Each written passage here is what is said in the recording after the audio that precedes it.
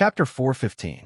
In fact, with the speed of the god of war, it could have easily broken through the obstruction of the Thunderbirds and ascended into the sky. However, Han Jin seemed to be reluctant to leave. When he was about 200 meters away from the Thunderbirds, the god of war actually hovered in the air and endured the baptism of the lightning bolts. The heavenly Tao surrounding the god of war turned into a mysterious star screen, and it was still spinning rapidly. The star screen was made up of thousands of purple stars, and they could easily cut through the lightning bolts. However, to the huge god of war, thousands of stars were far from enough. At least half of the lightning bolts forced their way through the star screen and accurately hit Han Jin. Boom, boom, boom. Violent explosions sounded one after another, and countless lightning bolts crazily rippled on the deck.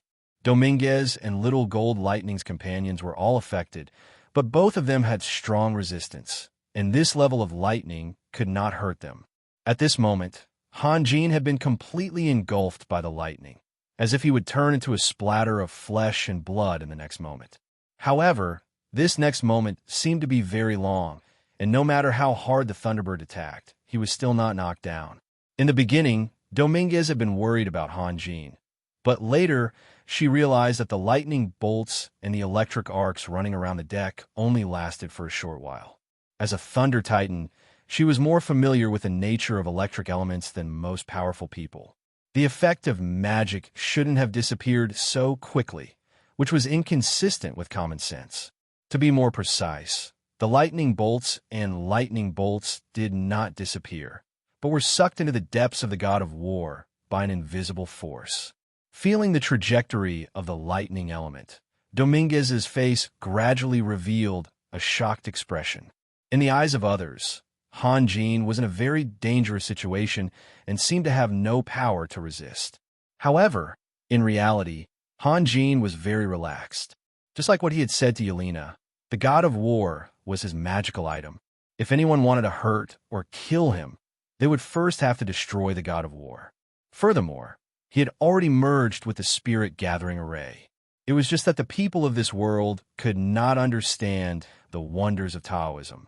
It was also a coincidence that Yelena practiced electric magic, Guevara, and Little Gold Lightning. Therefore, Han Jin decided to first absorb electric magic crystals using the spirit gathering array. Coincidentally, he still had more than 100 magic crystals from the Thunderbirds, which were enough. Han Jin never expected that the lightning released by the Thunderbirds would be absorbed by the spirit gathering array after falling on the deck. It was too surprising and too shocking. Han Jin had to admit that although he had made the Saint Crystal into the heart of the spirit gathering array, he had not fully grasped the magical properties of the Saint Crystal. Yelena and Han Jin were equally shocked. Yelena rushed into the magic lab, but she didn't see any lightning. She only saw water, clear and bright water. The magic lab had become a world of water, and the next moment, she couldn't help but float. As a mage who had dealt with all kinds of elements for more than 10 years, Yelena immediately realized that it was not real water, but electric elements that had condensed into substance. The water rippled, and the Saint Crystal in the center kept releasing light as if it was convulsing. As the light flashed, Yelena found that the pressure of the water was increasing, almost making it impossible for her to breathe. She panicked and wanted to leave the magic lab, but the pressure contained in the water made it impossible for her to control her body. Slowly, she was pushed to the center of the room. The flock of Thunderbirds was getting closer and closer, and the god of war finally started and rose into the sky. Withstanding the collective attack of thousands of Thunderbirds was already a risk. The consequences of facing tens of thousands of Thunderbirds were unimaginable. If there was an accident, with his current vital energy, he would not be able to save anything. Moreover, Han Jin had already sensed that Yelena had rushed into the magic lab. "Master Guevara," a voice suddenly sounded. Guevara looked around and found a dark bead hovering above him. "Harley, what's wrong? Do you need us to go out?" Guevara hurriedly asked. "Master wants you to go to that place to find Yelena," Harley said in a low voice. Everyone was standing close to each other. When they heard Harley's words, they could not help but feel curious. "That place?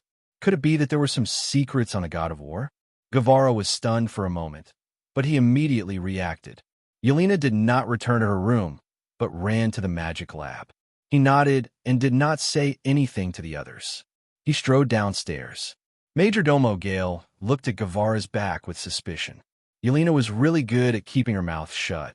Even Majordomo Gale did not know that there was a magic lab on the God of War that could change one's fate. In the blink of an eye, the God of War had risen thousands of meters into the sky, completely out of the orc's field of vision. Not only the God of War, but even the flock of thunderbirds could not be seen. The battlefield had shifted to the clouds, and there were many clouds today. The orc's field of vision was completely blocked by the clouds, and they could not see anything. At this moment, the flock of thunderbirds was still chasing relentlessly. However, their speed was far slower than the God of War, and the distance between the two parties was increasing. Flying above the sea of clouds, the reflection of the sun made the clouds a dazzling golden color. The scene was particularly spectacular. Dominique was tall and had a wide field of vision.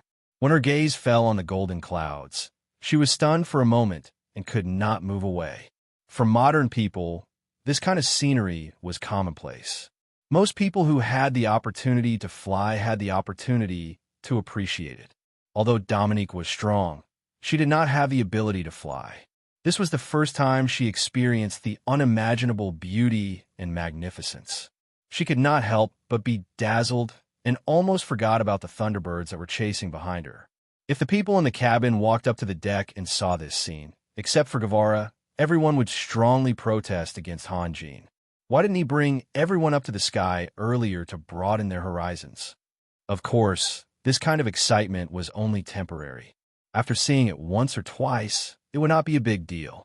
In the nature of intelligent life, there was something called adaptation. Living under high pressure for a long time, one would not feel any pressure. It was just like walking into a toilet in the countryside. One would feel that the smell was very strong and unpleasant, but after 10 or 8 minutes, one would find that the unpleasant smell would mysteriously disappear. Sometimes, it was the same if the subject was a woman. If one married a beautiful woman and stared at her every day, one would eventually find that her charm seemed to be gradually fading. At least, it was far from being as stunning as it was at first sight. In the face of bad things, the ability to adapt would protect all kinds of intelligent life. However, in the face of good things, the various consequences caused by adaptation would inevitably make people sigh.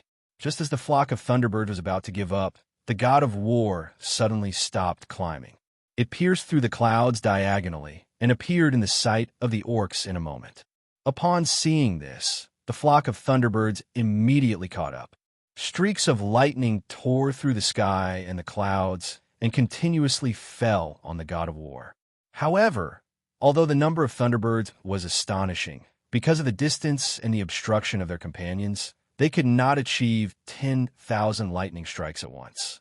They could only rely on the thousands of thunderbirds at the front to attack. From the outside, this level of attack was already very shocking. However, to Hanjin, he did not care at all. Moreover, he was getting more and more skilled at piloting the God of War. Sometimes the God of War rose high in the sky. Sometimes it pierced through the clouds. Its speed was also sometimes fast and sometimes slow. It led the flock of thunderbirds in a large circle with a radius of dozens of miles. Little Gold Lightning slowly walked down from the deck. It lazily looked at everyone and then wobbled down to the lower deck. Although the thunderbird's flying speed was not slow, it was extremely clumsy to walk on the floor with its 2 claws. It was just like a penguin from another world that made people laugh. Everyone looked at each other. Guevara seemed to have gone to that place just now, and so did Yelena. Why did Little Gold Bolt come down now? Also, it seemed to have a clear goal. Was it also going to that place? In a magic laboratory, Guevara was leaning against the wall. His hands were tightly gripping the wall behind him. Even with his tyrannical strength, his fingertips could not penetrate the wall. This surprised him, but what surprised him even more was the extremely rich electric elements in the magic laboratory. He tried to stabilize his body while observing Yelena. The ripples on the water were getting denser and denser, making him feel as if he was carrying 1,000 pounds. Even as a dragon knight, he could not bear it, so he knew very well what Yelena was enduring. Yelena floated quietly in the air, as if she had entered meditation. However, her brows were furrowed from time to time, which meant that she could feel pain. Her decent magic robe was pressed tightly against her body by an invisible force, revealing her exquisite curves. Traces of blood flowed out from the corner of Yelena's mouth and quickly melted into the ripples on the water. Moreover, there were signs that the blood was gradually increasing. If this continued, would it cause harm to Yelena? Guevara was hesitant. Hanjin had asked him to come, so Hanjin should know about Yelena's situation. However, he could not understand Hanjin's intentions. Although now was the best time to cultivate, there would be no one to take care of Yelena. Guevara hesitated for a moment and sighed. He was already old, so what could he do if he continued to cultivate? Strength was no longer as important to him as it used to be. It was better to fulfill the responsibility of an elder first. Rinal's expression kept changing. He originally thought that the god of war would not be able to withstand the siege of tens of thousands of Thunderbirds. Even if he could not kill Hanjin, it would be good to take advantage of him. Those who were willing to follow Hanjin were all bastards, so he would kill as many as he could.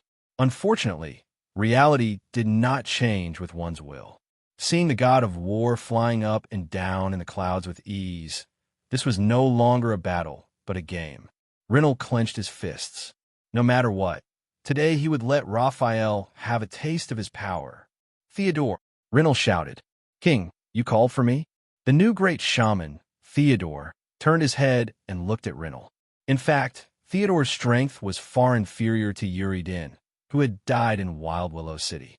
Of course, this had nothing to do with their size. As the saying goes, pick the bigger one out of the smaller ones. In the end, Rinal could only choose Theodore. Prepare to activate Bloodlust, Rinal said coldly. My king, what did you say? Theodore was stunned. There was an uproar among the orc generals. Bloodlust was not a high-level magic. With the physique of the orcs, they could completely withstand the negative effects of Bloodlust, but Thunderbirds could not. Thunderbirds were level 9 magical beasts, so their intelligence level could be imagined. If 10 Thunderbirds were to be affected by Bloodlust, at least 3 of them would become completely crazy birds, and it would be irreversible. Crazy birds would fight to the last breath. Except for exhaustion and death, nothing could make them stop fighting. Even if the enemy was destroyed, they would not stop. On the contrary, they would immediately target other life forms, including their companions and masters. Thunderbirds were not easy to obtain. After decades of operation, Forza had expanded the number of Thunderbirds to 20,000. God knew how much effort and sacrifice the Golden Blood family and hundreds of thousands of orcs had put in. The orcs could not even feed themselves, and they had to feed tens of thousands of Thunderbirds. It was really difficult. Now, if Rinal gave the order, regardless of victory or defeat, the orcs would lose at least 3,000 or 4,000 Thunderbirds. It was not that Bloodlust could not be used, but it should be used when they were on the brink of death. It was too rash to use it now. What? Didn't you understand my order? Rinal's tone became very stiff. Old Orc Toby was so angry that his hair stood on end. He wanted to ask Rhinelander, is this a war, or are you just arguing with someone? But when he saw Rinal's resolute and cold expression, his heart turned into a long sigh. He understood that it was useless to say anything. Instead, it would bring him a lot of trouble. Hanjin once again controlled the god of war to descend through the clouds. Suddenly, his eyes revealed a trace of astonishment. The flying speed of the Thunderbirds had suddenly increased by a lot. He glanced behind him and saw the god of war moving at full speed at the same time. Like a giant meteorite, it let out a dull and ear-piercing screech as it rushed diagonally towards the direction of the Thunderbirds. Lightning flashed across the sky. Although Hanjin accelerated in time, he could not outrun the lightning. When he realized that something was wrong and wanted to reactivate the 5 elements protection, it was too late. An explosion that could almost tear a person's body apart spread. It was as if all the explosions in the gods' era had gathered together today. Then, a dazzling light bloomed, forming a ball of light with a radius of hundreds of meters. The next moment, the huge god of war rolled out of the ball of light. It seemed that it had completely lost control, and under the effect of inertia, it fell diagonally to the ground. The god of war became a mess. The Thunderbirds were lying on the ground, and more than 10 Thunderbirds were directly thrown out by the shockwave. The Thunderbirds that were lucky enough to survive could no longer move. No matter how strong the resistance of the electric element was, there was a limit to it. Even Dominique's face turned pale, let alone the 9th-ranked Thunderbirds. In the magic laboratory, Guevara's body involuntarily shrank. Yelena also opened her eyes at the same time and spat out a few mouthfuls of blood. Just like before, the blood that she spat out quickly merged into the ripples and disappeared. Yelena could no longer continue to meditate. Although she immediately activated the magic shield, the surrounding pressure could almost crush people into meat paste. The magic shield was being crushed smaller and smaller, and it could be broken at any time. Not good. Guevara was anxious, but the pressure suddenly became so great that he did not dare to act recklessly. Even if he could rush over and grab Yelena, how could they come back? The people in the corridor covered their ears, and their faces were filled with pain. The sound was so loud that it almost tore their eardrums. However, because the god of war was in its own world, no matter how hard it rolled, they did not realize that they were falling. Good. Seeing the god of war falling, Renal could not help but let out a loud shout, and then laughed. When the god of war was less than 200 meters from the ground, it suddenly stopped and then shot diagonally into the sky. Renal's smile could not help but stiffen. He did not expect that such a huge warship could be stabilized in just a few seconds after losing control. Harley! Han Jean roared. Master, I'm coming. Almost at the same time that Han Jean roared, Harley's figure rushed to the deck. Han Jean suddenly stood up, formed a spell, and disappeared without a trace. Of course, Harley understood Han Jin's intention. He immediately sat on the main seat and controlled the god of war to continue climbing into the sky. Guevara, who was in the magic laboratory, saw Yelena spitting out mouthfuls of blood. He finally gritted his teeth, jumped up with all his strength, and rushed towards Yelena. He knew that when the magic shield collapsed, Yelena would die, although Guevara had used all his strength, and if it were not for Han Jin's magic weapon, the floor would have been smashed into pieces. However, it was not easy to penetrate the extremely dense water ripples.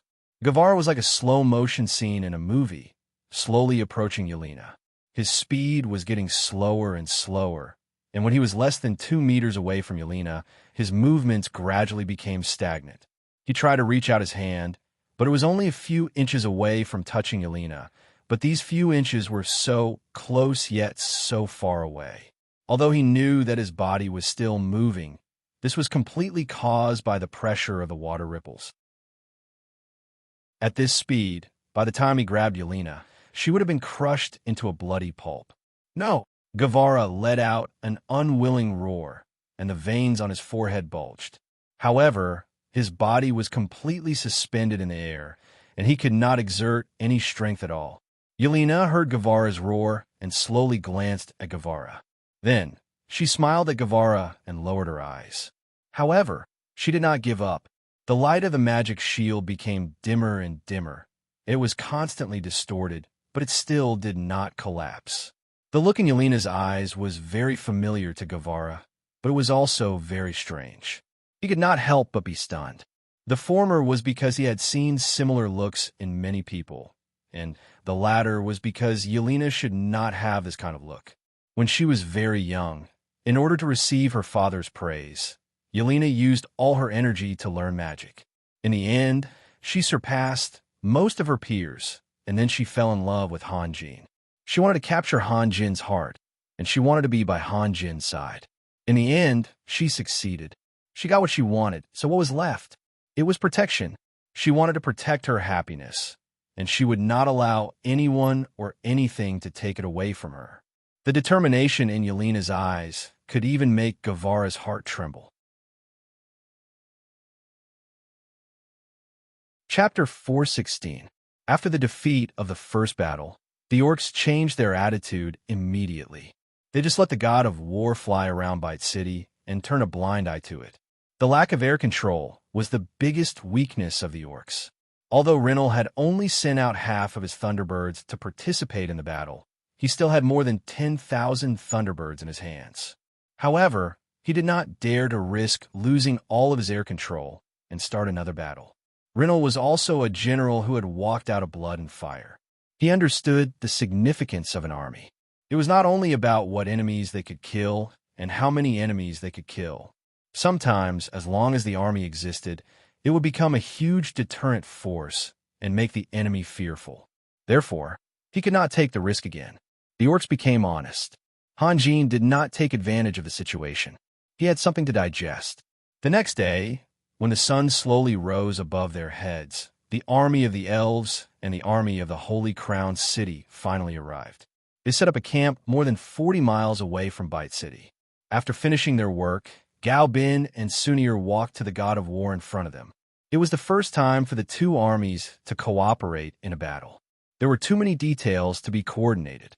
For example, according to the specialty of the elves, they should hide behind the Swordsman Regiment and Knight Regiment of the Holy Crown City and provide long-range attacks. Only in this way could the advantage of the elves be fully exerted.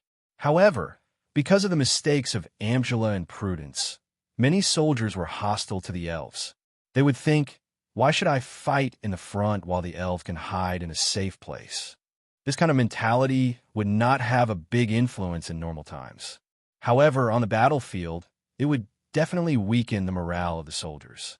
If the orcs attacked a little fiercely, the soldiers of the Holy Crown City would probably retreat maliciously and let the elves bear the brunt. This kind of mentality could not be changed by a few people, including Hanjin and Sunir. Even if Hanjin and Sunir reconciled and even decided to get married, the soldiers would not immediately trust the elves. On the contrary, they would think that their lord was too kind and had been deceived by the elves again. It wasn't easy to eliminate the hostility or at least make the low-level generals trust the elves. What's more, there were tens of thousands of elven captives in the captive camp of the Holy Crown City. When a relationship between the Holy Crown City and the Holy Crown City was at a freezing point, the Holy Crown City would certainly not treat the elven captives well, which would leave a sequela. Could they really treat the elves as their equal partners? In particular, would the warriors and sorcerers who had spent money to play with the elven captives really acknowledge the status of the elves? Furthermore, it was impossible for everyone to be a modest and courteous gentleman. The attitude of the soldiers when chatting would sometimes be very obscene and very licentious, just like male magical beasts that had gone crazy from holding back. They were extremely aggressive. Would the elves be able to tolerate it? In short, there were too many issues that required attention. Hanjin and Gao Bin shook hands and decided to form an alliance. Would the warriors under them trust each other and become close to each other like family? That's impossible. What Gao Bin had to do was to weaken the conflict between the two sides as much as possible. It was easy to say, but difficult to do. Fortunately, the commanders of the various legions in the Holy Crown City expressed their willingness to help Gao Bin. Guevara looked at the big picture and of course wouldn't make things difficult for Gao Bin. Ronning and Sunir had a good personal relationship, and Alexander and Steelberg had long regarded Sunir as their mistress. As for Kane of the Magic Legion, needless to say, he had grown up under the tyranny of Julia and Edwina. If it weren't for Julia and Edwina, he would have died when he was a mercenary. What happened? Gao Bin observed the sky with rapt attention. There were about 100 Thunderbirds flying around the god of war. They were constantly shooting lightning at the god of war. At first, Gao Bin thought that they were the Beastman's Thunderbirds, but later, he felt that it wasn't the case. The Thunderbirds were flying very leisurely, and the god of war didn't respond at all. It just silently hovered in the air.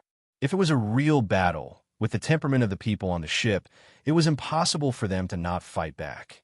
Sunir's eyesight was very sharp. She quickly recognized the small golden thunderbirds, which were several times bigger than ordinary thunderbirds. What are they doing? Galbin looked for a long time, but he didn't know what was going on. I don't know. Sunir shook her head. The mountain warriors on the God of War had seen Galbin and Sunir coming closer and closer, so they threw out a suspension ladder. Soon, Galbin and Sunir jumped onto the deck one after another. Then they saw an incredible scene.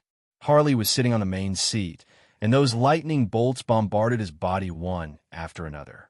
After returning to his original form, Harley's physical defense was very strong. In comparison, his magical defense was much weaker.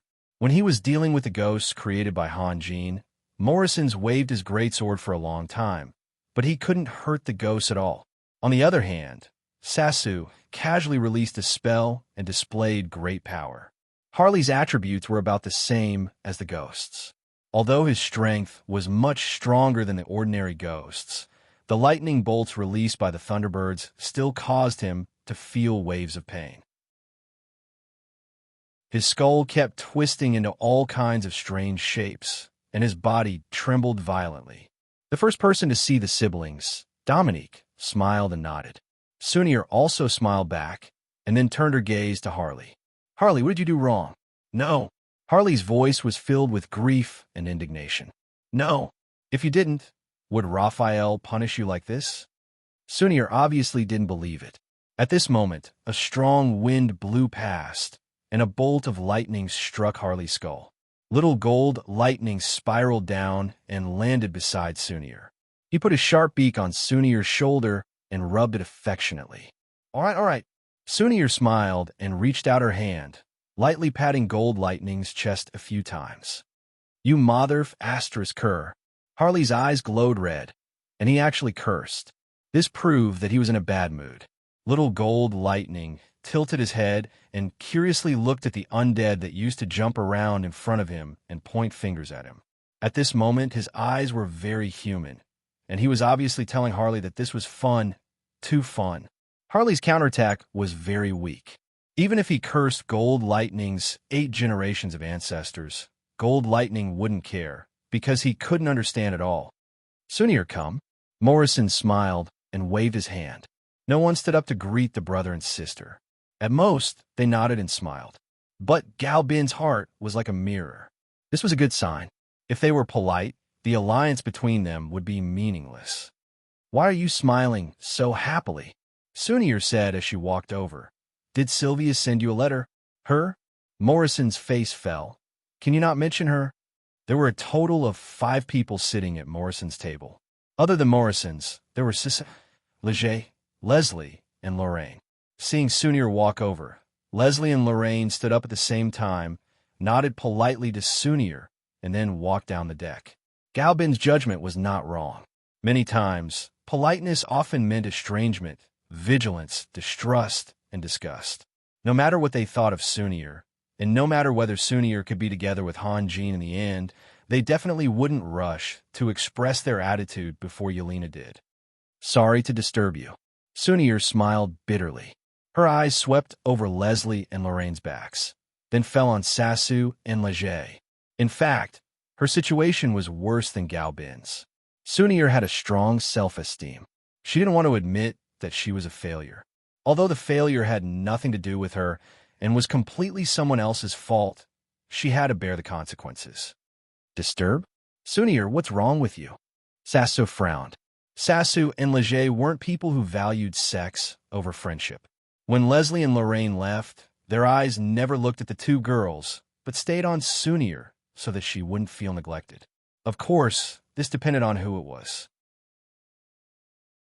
If it was Morrison's, they would have left Morrison's behind and rushed to chase after him. It's nothing. Sunir understood that her words were a little inappropriate. She smiled and sat on Leslie's seat. Tell me, what made you so happy? Yesterday, we were attacked by the orcs.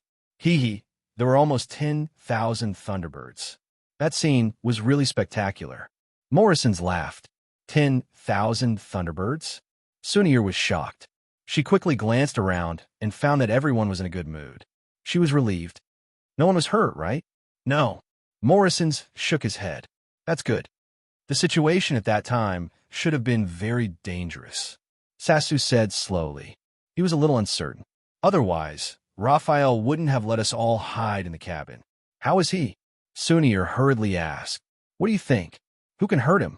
Leger smiled. And then? The orcs withdrew the Thunderbirds? I think so. I'm not too sure.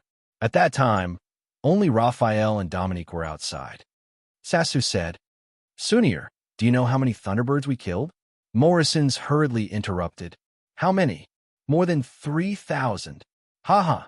It was Raphael who killed them, okay. Sasu curled his lips. What does it have to do with us? I despise people like you the most. When something good happens, you get yourself involved. Is that something to be proud of? Morrison's was angry and anxious. Among the original companions, Hanjin was undoubtedly the most outstanding one, while they were weak. Of course, this was only in comparison. There were many things they couldn't help with. They could only use the title we to share the joy of success. After a long time, it had become a habit. Now that Sisu had exposed it, Morrison's felt very uncomfortable. You too. Something seems to be wrong. Sunir looked at Morrison's and then looked at Sa. What's wrong? Sunir, ignore him. Leger smiled. Morrison said a lot of good things about me in front of Lorraine, so Sasu is angry. You both like that, Lorraine? Sunir's eyes lit up. Her old friend was finally enlightened and knew how to pursue girls. This was, of course, a good thing, but she was a little worried. Would Sasu and Leger have a conflict? It's just liking. There won't be any results. Sasu smiled bitterly. They just treat us as friends. That's not necessarily true. She wanted to praise Sisu's good points, but she thought of something and hesitated. Sunir, tell me, on this god of war, if Raphael didn't take care of us, what would we be? Cessation said slowly. Let's not talk about Raphael and Yelena. Look over there. The sorcerer who is bowing to Hogan is far more powerful than me. Sasu's words made them speechless. Sunir's heart was filled with bitterness. Back then, she had the same feeling. But Raphael has always treated you as good friends, hasn't he? Sunir said, I know. I'm not saying this to Raphael, Leger, or you. Sasu sighed. I'm saying this to myself. This dream, it's time to wake up. What do I have? If I were anywhere else, I could proudly say that I'm a magician. But on the god of war, Although Sasu didn't finish a sentence, they all understood what Sasu meant. Magicians were nothing here. Don't say that. Sunir smiled bitterly. Leger remained silent. Sasu's words touched him a lot. Lorraine is a good girl. She's gentle and kind. Unfortunately, I'm not good enough for her, Sasu said. You haven't tried. How do you know you're not good enough? Morrison's completely forgot his displeasure and tried to encourage Sasu. Some gaps can't be closed by hard work. Everyone was silent again. Even if he could catch up in strength, there was still a gap in family background. Moreover, with Lorraine's appearance, character, and status, it was impossible for no one to pursue her. In other words, it was still far from enough to be on par with Lorraine. Forget it. Let's not talk about this. Sunir reluctantly changed the topic. You just said Raphael killed more than 3,000 Thunderbirds? Then did you get more than 3,000 magic crystals in total? According to the ratio, Thunderbirds were high-level magic beasts. The probability of producing magic crystals was very high. Out of 100 Thunderbirds, at most 2 or 3 Thunderbirds would have no magic crystals and would be eliminated. However, that was on the battlefield. Being able to kill Thunderbirds didn't mean that it was easy to harvest magic crystals. Yes, Leger nodded. Almost everyone went down to help. It took more than 4 hours to finish. The Beastmen didn't come out to interfere. Sunir felt that it was a bit unbelievable. They seemed to be scared out of their wits by Raphael. Leger replied, They only came out once. Hogan activated the magic crystal cannon and bombarded them. They retreated and never came out again. He must be very happy, right? Sunir whispered. She knew that man too well. Magic crystals were the source of his power. More than 3,000 rank 9 electric magic crystals were enough to exchange for an astronomical amount of wealth. However, This wasn't important. What was important was the growth of his power.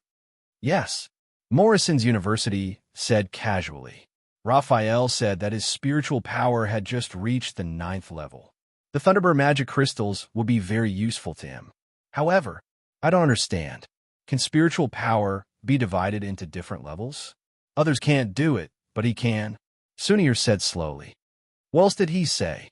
He said that his choice was not wrong. Leger suddenly interrupted. Choice. We worked so hard in the Thunder Valley, and in the end, we only got a little more than 100 rank 9 electric magic crystals. Now, we suddenly got more than 3,000 magic crystals, and this is only a small part of it. Tomorrow, and the day after, we might get the same harvest, or even more, Leger said while shrugging. Don't look at me. This is what Raphael said. No one can stop him anymore. Sunir sighed. When she could wipe out Han Jin's life with a wave of her hand, she had a clear understanding that this man's power would one day become infinite and even surpass the gods. The facts proved that her judgment was not wrong. At this moment, her eyes were very complicated. There was relief and also sadness. The former was because he really succeeded and became stronger. The latter was because, would she still have the chance to share in Han Jin's happiness? Sunir, Sasu suddenly said seriously. What? Sunir woke up from her thoughts. I can see myself clearly now. Can you see yourself clearly? Sasu said.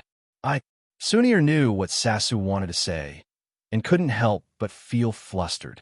Yes, Sunir. Leger smiled. After chatting for so long, they had been carefully observing Sunir. As long as you mention him, your expression will change. This means you still like him. Han Jin didn't know that Gao Bin and Sunir had arrived. His attention was still on Yelena. Since yesterday, Yelena had been in deep meditation. In Taoist terms, she was in a trance, a true trance. She had meditated for a whole day, which was a bit long. Han Jin was worried. If it was a normal day, perhaps Han Jin would have already woken her up, but deep meditation was dangerous. The so-called Taoist arrangement was a disorder of the elements to a mage. He could only wait. In the astral world, because the electric element in the spirit gathering array was too large and dense, he was worried that if any other elements were mixed in, it would cause disastrous consequences. Since he didn't understand the elements, he couldn't take it for granted. It was never a bad thing to be careful. He took out a bright red crystal bottle from a space ring and drank all the liquid inside. Then, he took out another crystal bottle. In a short moment, he had already drunk dozens of bottles of dragon blood. From being able to absorb the magical crystal of an earthen bear to being able to absorb the magical crystal of a thunderbird, his progress could only be described as shocking. And this was all due to the effects of the dragon blood. Of the more than 20 dragons that had died in battle, except for the blood of one green dragon that had gone bad, the rest were all stored in crystal bottles. Fortunately, he had his current authority. Otherwise, he wouldn't have been able to find tens of thousands of crystal bottles.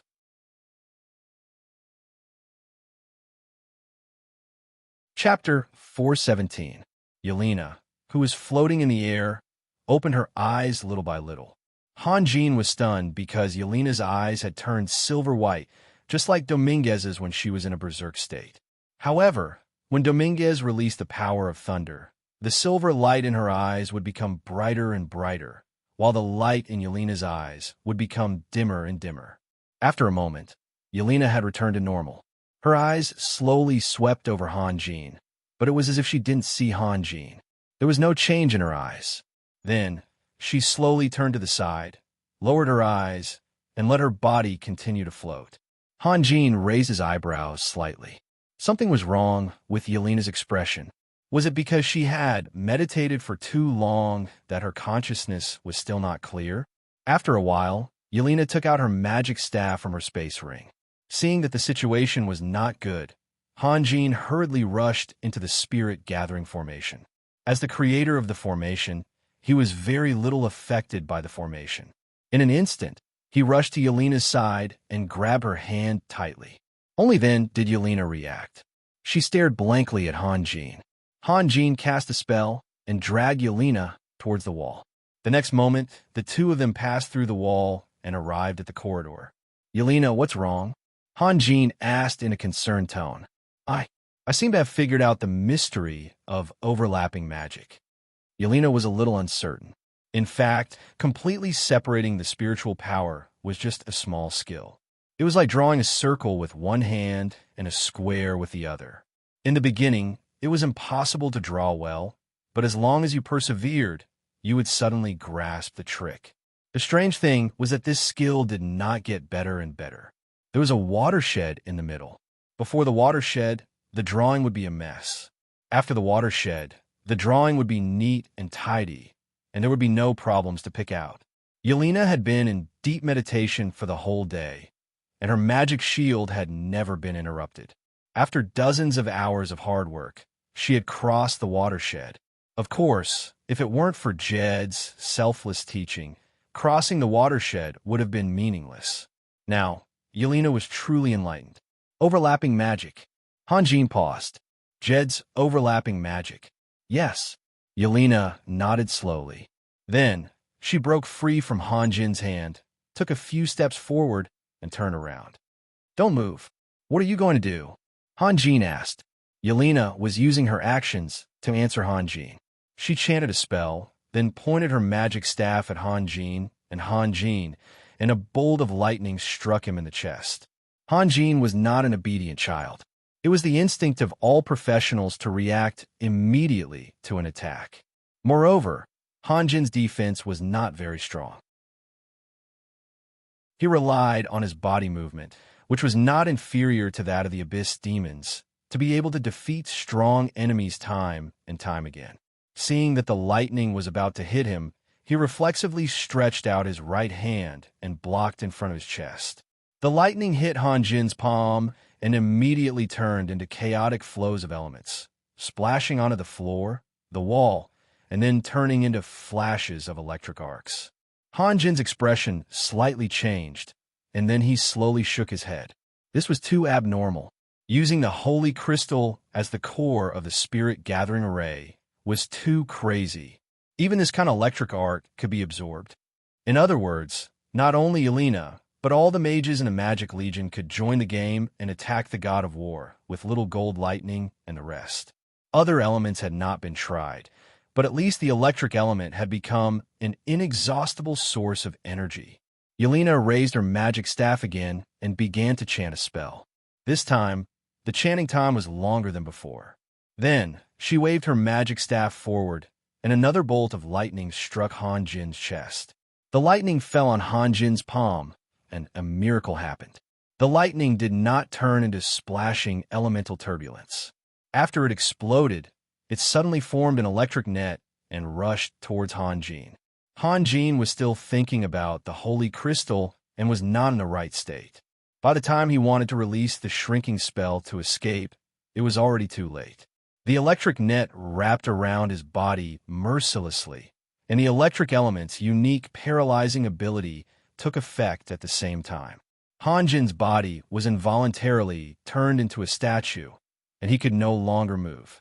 Yelena had been in a daze just now, but when she saw the electric net hit Hanjin, she suddenly came to life. She screamed and excitedly rushed towards Hanjin. She even forgot to remove the electric net and rushed into Hanjin's arms. Because he could not use his strength, Hanjin was knocked off his feet. Yelena was still immersed in her excitement. She waved her magic staff and screamed, "Did you see that? Did you see that? I learned it. Not only did I see it, but I also got hit." Hanjin smiled bitterly in his heart. "You too? What are you doing?" Guevara appeared at the other end of the corridor and asked in surprise. He was experienced and had a lot of wives and concubines at home. This position of being on top of each other was too intimate. Yelena completely forgot about her shyness. She jumped up and aimed at Guevara.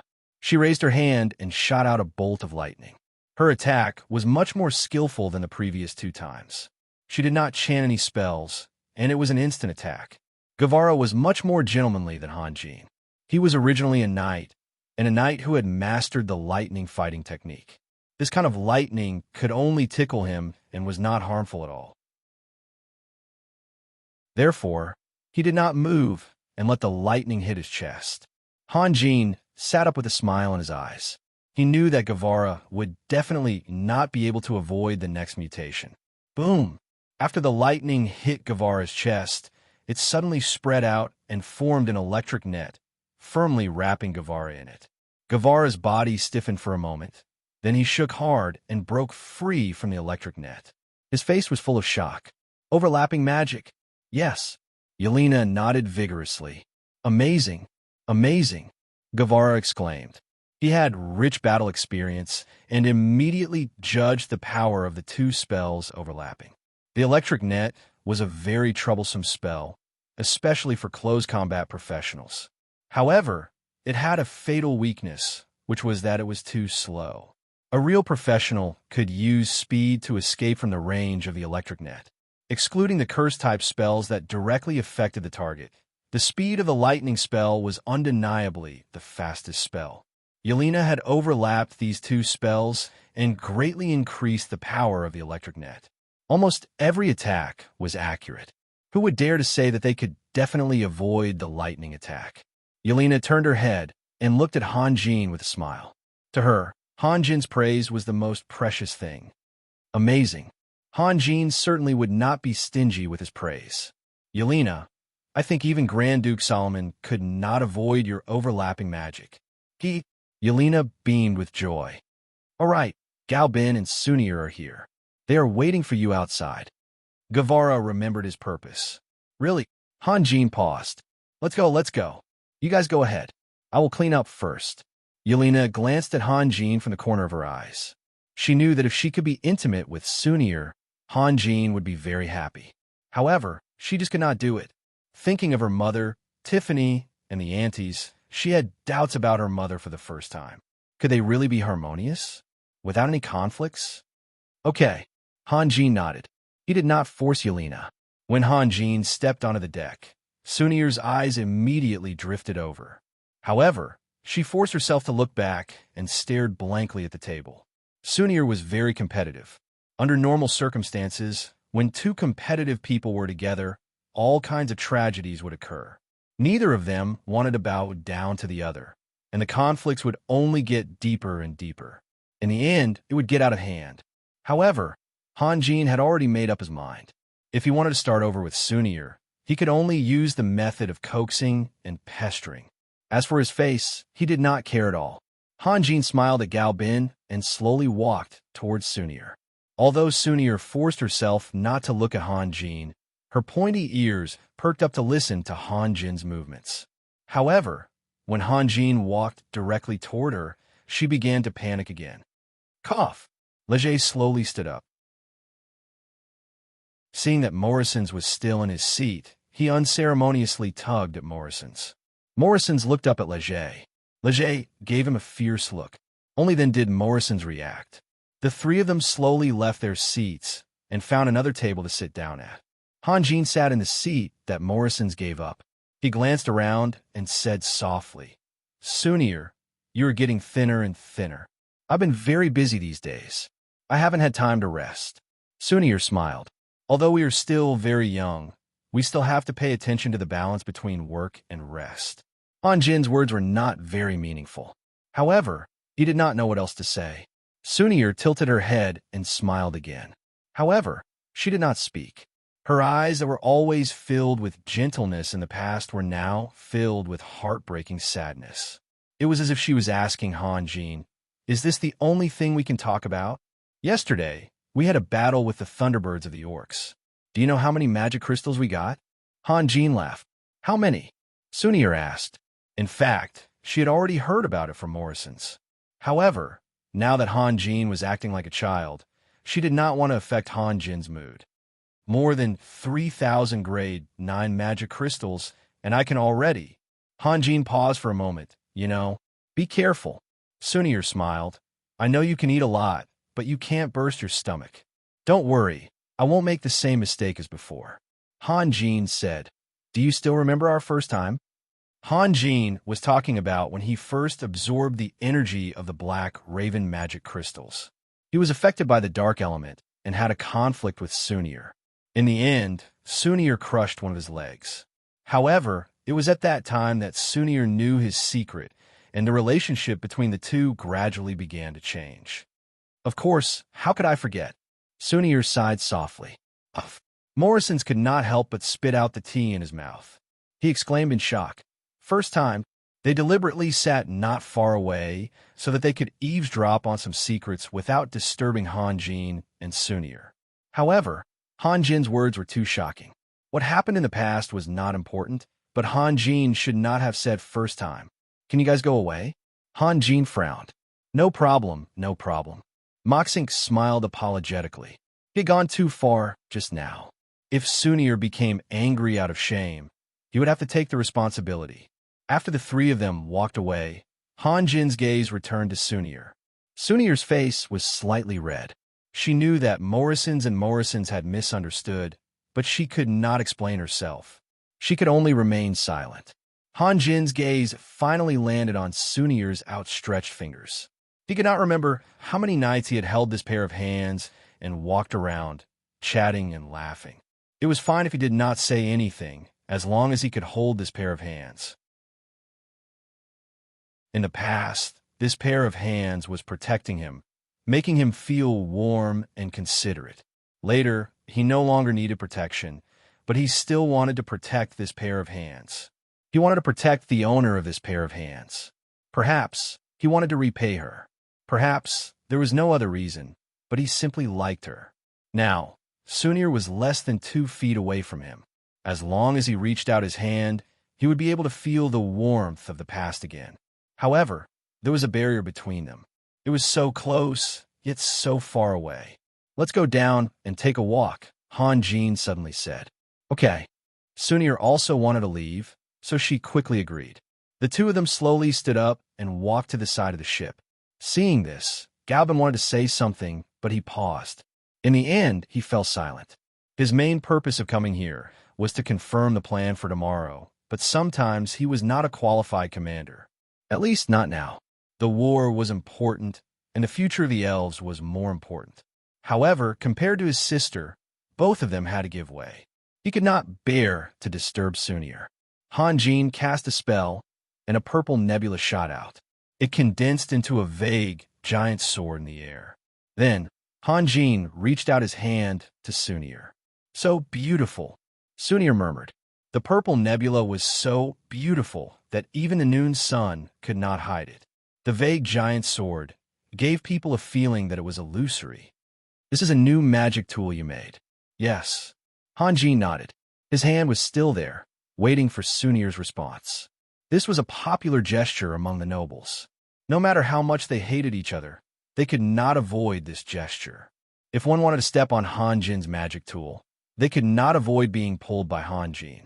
This was very normal. Of course, Hanjin had his own reasons. Or rather, he did it on purpose. Sunir hesitated. In fact, after they met, they did interact more than just friends. For example, Hanjin wiped away her tears. However, that was in their own world. Now that there were so many pairs of eyes looking at them, Sunir did not know what to do. She had to admit that Hanjin's reason was very grand. In the end, Sunir put her hand in Hanjin's palm. Hanjin secretly sighed. This feeling that he had not felt for a long time made his heart ache. He did not say anything and stepped on the giant sword. He pointed the sword towards the sky, and the giant sword turned into a ray of light. It shot towards the sky at an astonishing speed. It was as if the sky was being torn in half. Perhaps he wanted to release an inexplicable emotion. Hanjin pushed the giant sword with all his strength. In an instant, the giant sword shot over 10,000 meters away. The god of war had become a small black dot in the sky. Sunir pursed her lips. She could feel that Hanjin's strength was getting stronger and stronger. His grip was getting tighter and tighter. She could feel waves of pain coming from her fingertips.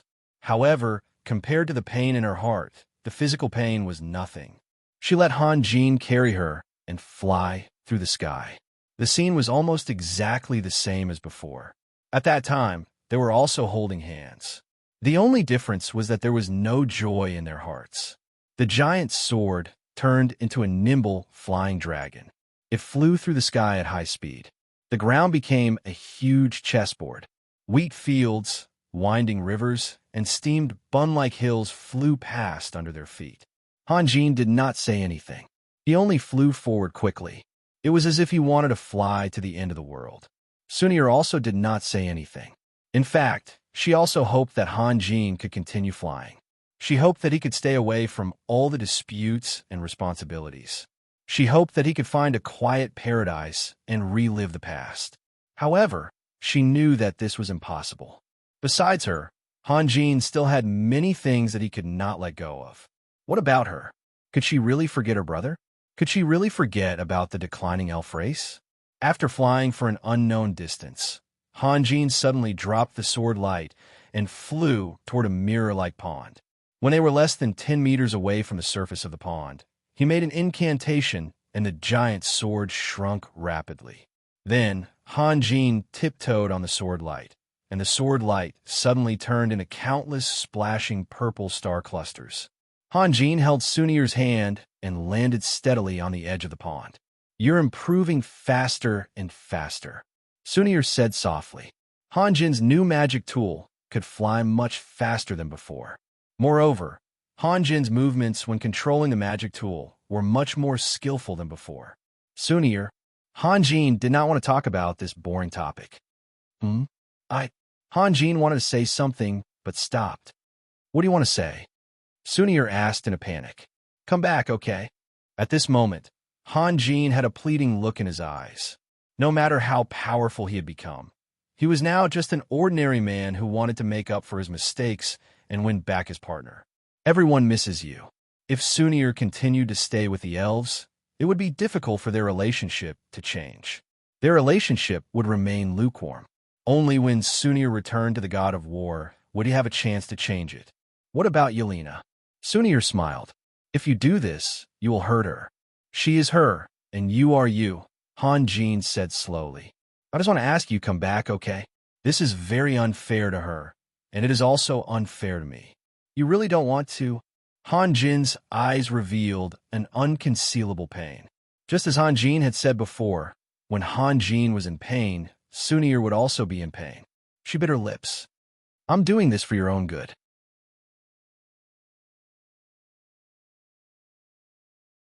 Chapter 418.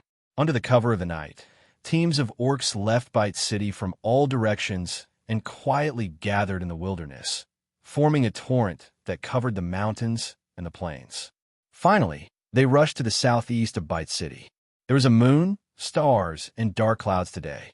The sky was bright for one moment and dark for another. When the bright moon jumped out of the dark clouds, it could be seen that the wilderness was full of orcs.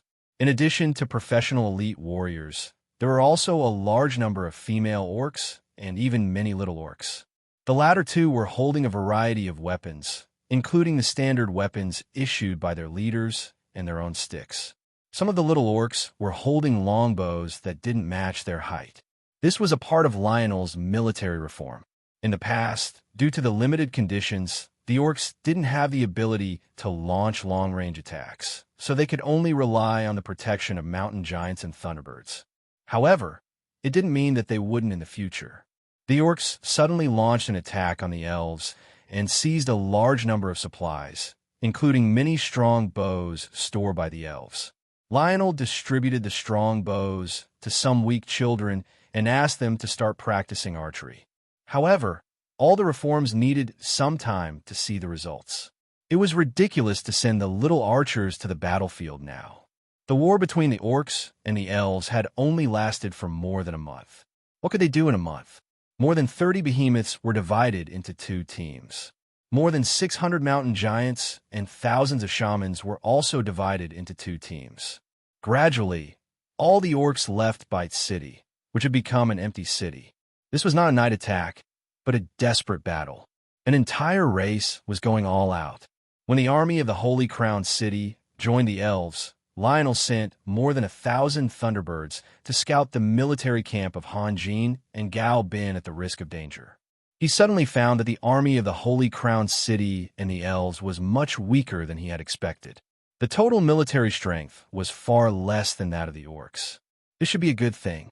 However, When Lionel issued the order to attack, he always tried to hide his desperation. When he hugged Phoebe, Phoebe could feel that Lionel's body was slightly trembling uncontrollably. It was because Lionel finally understood Han Jin's conspiracy. Unfortunately, it was too late. The old orc Toby also made his own judgment. As the saying went, a man's name was like a tree's shadow.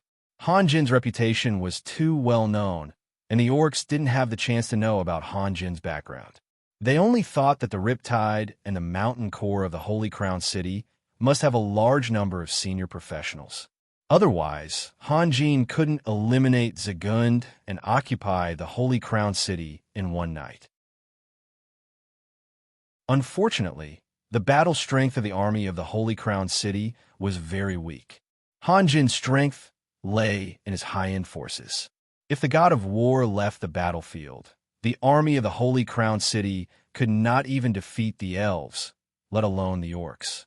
Even if the powerful elves like Gao Bin, Lydia, and Sunir left the battlefield, the elves still had the ability to wipe out the army of the Holy Crown City. After understanding all of this, the old orc Toby thought about it more than Lionel. Therefore, when most of the orc generals questioned Lionel's crazy orders, he stood firmly on Lionel's side. With the military strength of the Holy Crown City and the elves, they were not qualified to initiate a war. Even if Han Jin's strength was strong enough to defeat the orcs in the end, the Holy Crown City would have to pay a huge price. This was bound to be a battle that would kill 1,000 enemies, but suffer 800 casualties. Since Han Jin came, it meant that Han Jin was sure to win. Then, who gave Han Jin the confidence? The answer was self-evident. Just over a month ago, the orcs had sent out almost all of their troops to launch an all-out attack on the elves. At that time, they had won, but now they sent out all of their troops. However, Lionel had no confidence in the final result. Han Jin and Sunir had already returned to the god of war. They spent the whole afternoon alone, but they didn't talk for a long time. Most of the time, they just sat there silently. Han Jin's invitation was declined, but he wouldn't give up. Sunir didn't hide her emotional changes, and it was impossible for her to do so. Han Jin understood that he and Sunir were both trapped in the mire of love and couldn't extricate themselves. If he really couldn't win Sunir back, it could only mean that he hadn't tried hard enough. Therefore, Han Jin decided to change his strategy and do things in a roundabout way. Sunir came with Gao Bin, so Gao Bin could stay. Then, Morrison's and the others would come forward to persuade Sunir. There was no reason for Sunir to leave alone. If this step was successful, the next step would be simple. He just needed to find a chance to drive Gao Bin away and make it an established fact. At this moment, Han Jin was working hard towards his goal. He, Guevara, Gao Bin, and Major Domo Gale were sitting on the four sides of the table. They were talking and laughing together. Han Jin was still young, so he didn't have much experience. On the other hand, Guevara, Gao Bin, and the others had rich experiences.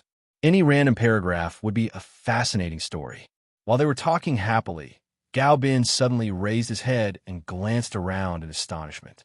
After so many years of killing, his sense of danger had become extremely sensitive. Although this place was more than 40 miles away from Bite City, Ryan's goal was very clear.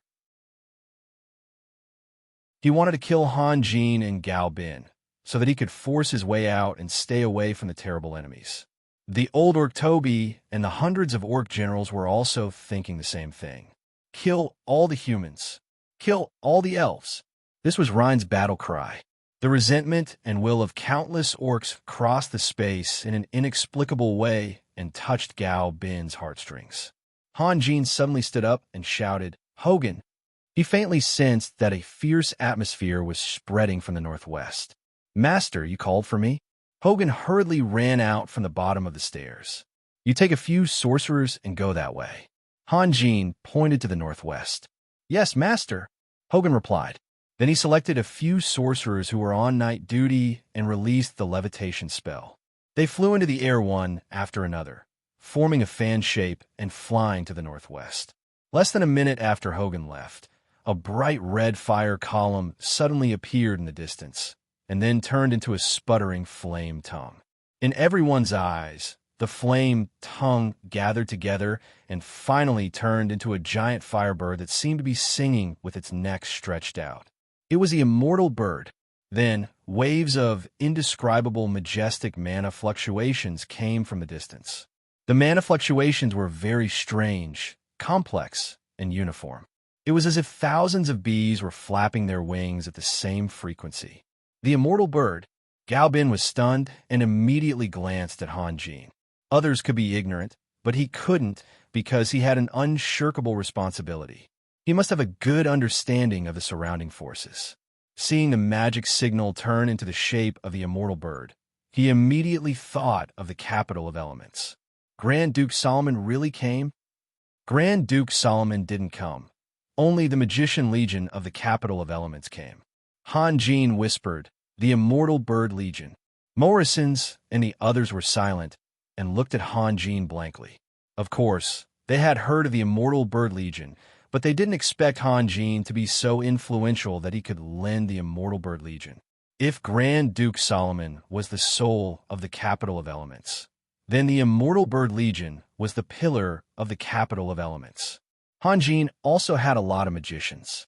Yelena was the legion commander of the Magic Legion of the Holy Crown City, but the capital of elements had the Magician Legion. On the surface, it was just a different note, but the meaning it represented was completely different. Many lords on the continent had their own Magic Legion, but there were only two real Magician Legions. One was in the hands of Solomon, and the other was in the hands of Nicholas. The Magician Legion was an armed force that even groups of giant dragons had to retreat. In fact, Majordomo Gale's reputation in the capital of elements was very inconspicuous.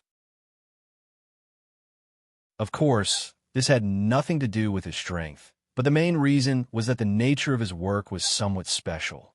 In the Immortal Bird Legion, Grand Duke Solomon, who was called the Star of Magic when he was young, and later was called the Light of Magic, was the only Legion commander. He had two deputies. One was the Fire Grand Magus Tobias, and the other was the Fire Grand Magus Spencer. The relationship between these two Grand Magi and Solomon was a bit strange.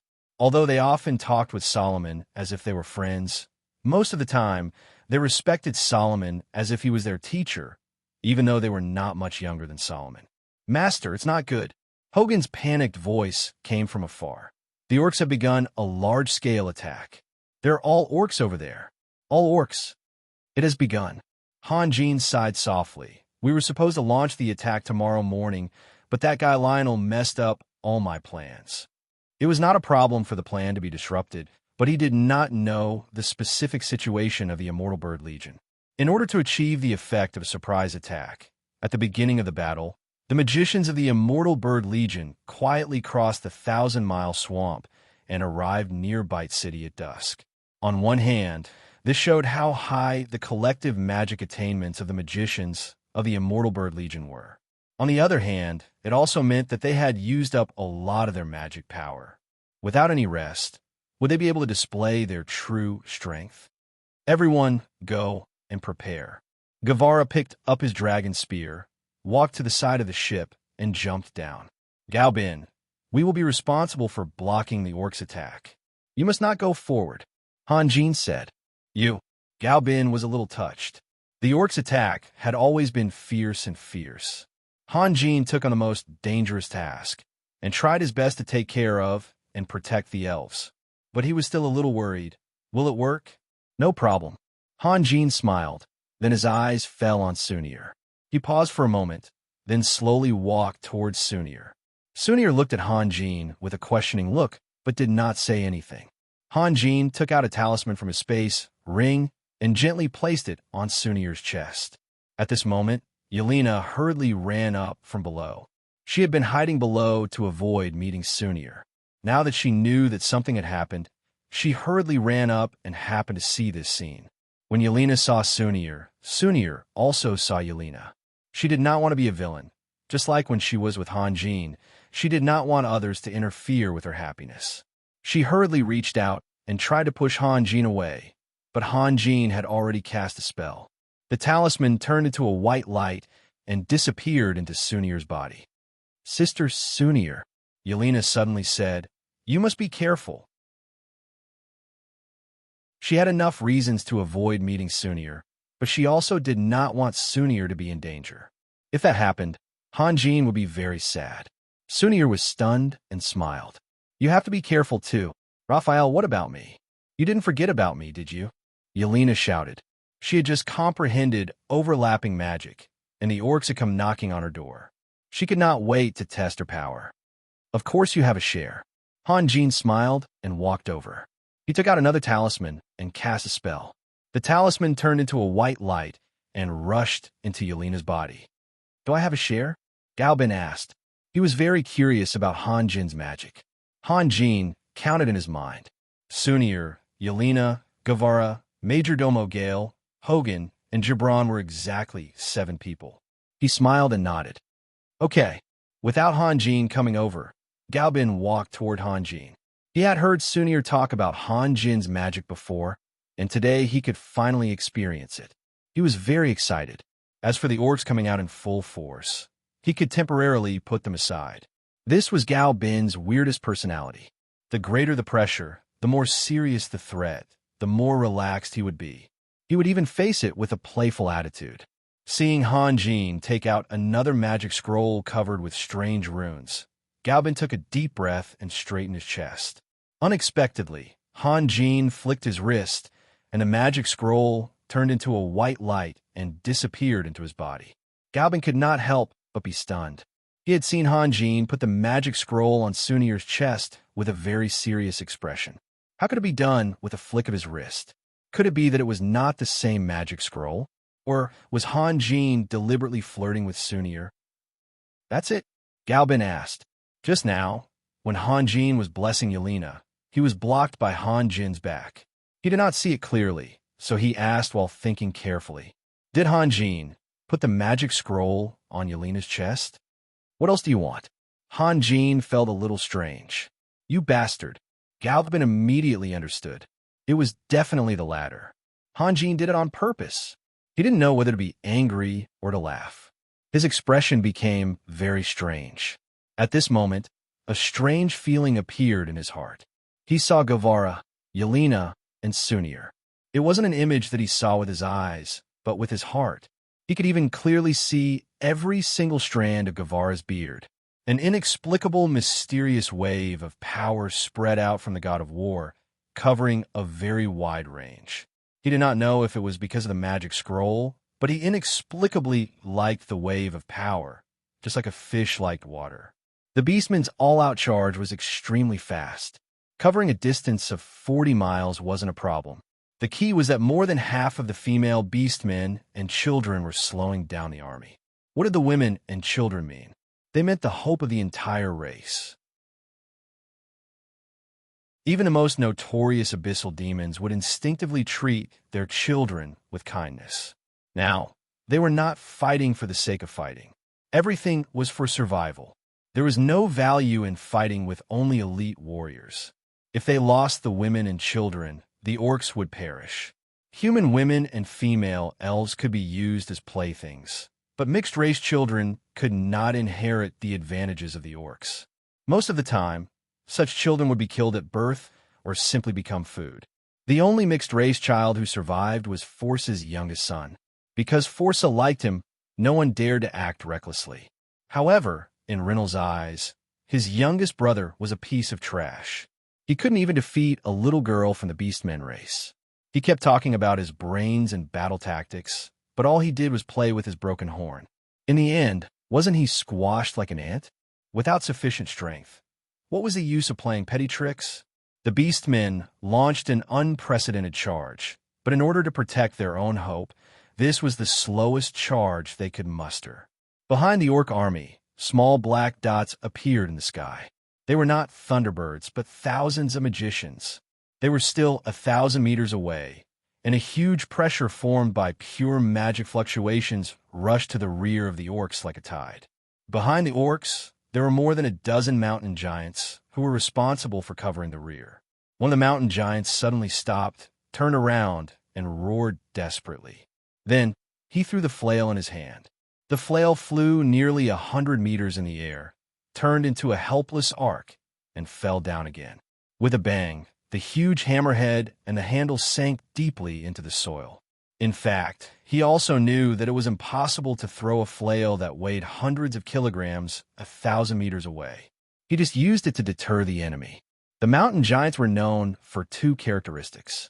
One was that they had excellent throwing skills, but unfortunately, their number limited their lethality. The other was that they were famous for being brainless and forgetful. It was reasonable to say that Forza was often tortured by the undead bird army, and the mountain giants had escaped many times. They should know the horror of the undead bird army better than other forces. Moreover, who could be scared by a flail?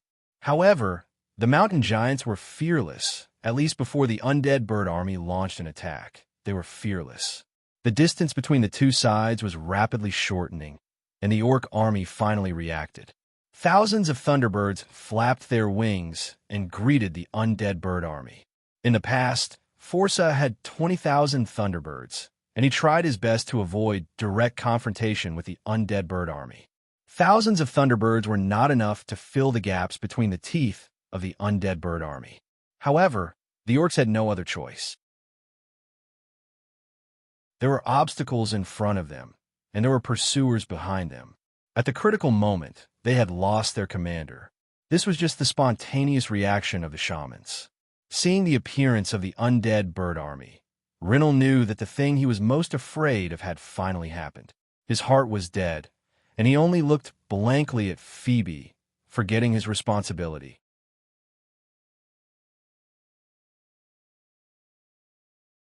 Chapter 419. Ready, fire. Hogun's roar pierced through the sky. The port side of the god of war, which was hundreds of meters long, suddenly shone with a dazzling light. Nearly 300 magic crystal cannons simultaneously fired, and elemental bullets left arcs in the air, landing right in the middle of a group of Gale-Wolf warriors. When he first joined Hanjin in isolated Cliff City, Hogun was already an experienced mage. After the God of War was completed, Hogun spent almost all of his energy on magic crystal cannons and alchemy. Although his personal cultivation never increased, his skills and proficiency in all aspects had reached the point of perfection. Even Hanjin admitted that Hogun had become an indispensable member of their team. In fact, in the beginning, no one thought highly of Hogun. They only thought of him as a clown with useful value. Moreover, Hogun's shortcomings in lifestyle were always criticized. If it weren't for Hanjin, he might have been killed a long time ago. Not to mention others, the leader of the Mountain Corps, Alexander, had always held a deep grudge against Hogun. Even now, every time he saw Hogun, Alexander did not hide his hatred. The backbone of the Mountain Corps was made up of prisoners of war from Cold Shadow City. During the process of escorting the prisoners of war, Hogun did not treat them as human beings at all. He humiliated, played, and killed them as he pleased. The hatred was deep in his bones and could not be eliminated. However, Hogun, this clown, showed an astonishing diligence. His figure could be seen everywhere, especially in the process of reorganizing the Holy Crown City Magic Legion. Yelena did not understand military affairs, and Cain was originally just a mercenary, so his experience in this field was not as good as Yelena's. All military affairs had to be handled by Hogun, and then gradually passed on his power to Cain. When describing a person's appearance, there was a saying, "A white complexion can cover 100 ugliness." Actually, it was the same for one's inner self. When a person had a moving strength, it could sometimes really cover up the flaws in other areas. Everyone gradually accepted Hogun, and when they talked about him behind his back, they were no longer as contemptuous as before. At most, they would discuss why that guy was so energetic. He ran around every day and did not feel tired at all. At Hallister's place, Hogun was a frequent guest. He even had a dozen maids at home, but he did not dare to bring them on the ship. They were all settled in the Holy Crown City. Even so, he was not satisfied. When he saw Hanjin in a good mood, he would often ask for female slaves, which was laughable. Of course, elders like Guevara would not discuss other people's romantic stories, but in the eyes of Morrisons and the others, Hogun was very mysterious. Everyone guessed that Hogun must have had some adventures when he was young, so his body structure or constitution was different from ordinary people. However, this kind of thing was special, so it was not good to ask face to face. Otherwise, they would really want to know more. The landing point of the elemental bullets was very accurate, and it just happened to engulf the group of Gale Wolf warriors in the front. This fully demonstrated Hogun's attainment in cannons. Sitting on the main seat, Harley adjusted the God of War little by little according to Hogun's instructions. The God of War was its own world. Even if it was flipped upside down, it would not affect everyone's lives. Therefore, they could use the tilt of the God of War to control the range and landing point of the magic crystal cannons. Hogun and Harley, this pair of servants, worked very well together. They had practiced many times. Hogun ordered the mages to continuously release the elemental bullets, while Harley adjusted the tilt bit by bit. The landing point of the elemental bullets quickly extended into the depths. In just a few breaths, more than half of the thousands of Gale Wolf warriors were destroyed. There was a kind of battle that was the most comfortable. I can hit you, but you can't hit me. Hogun hit on the God of War and did not have to worry about his own safety. He only cared about pouring out the cannons. Seeing that the first round of salvo had achieved perfect results, Hogun was so excited that his face turned red. He glanced at Hanjin. Unfortunately, Hanjin's attention was still on Yelena's eye of penetration, which made Hogun feel more or less regretful. The undead bird army finally launched their attack. In the deep night sky, 7 or 8 bright stars suddenly appeared. These stars were moving and were quickly approaching the ground. However, the vertical distance between the stars and the ground was far beyond people's imagination. After a full 10 breaths, the stars gradually changed from the size of a needle to the size of a bright soybean. However, they still gave people a feeling that they were unreachable. In Yelena's eye of penetration, the orcs behind her were in a mess. They dragged their children and fled in panic.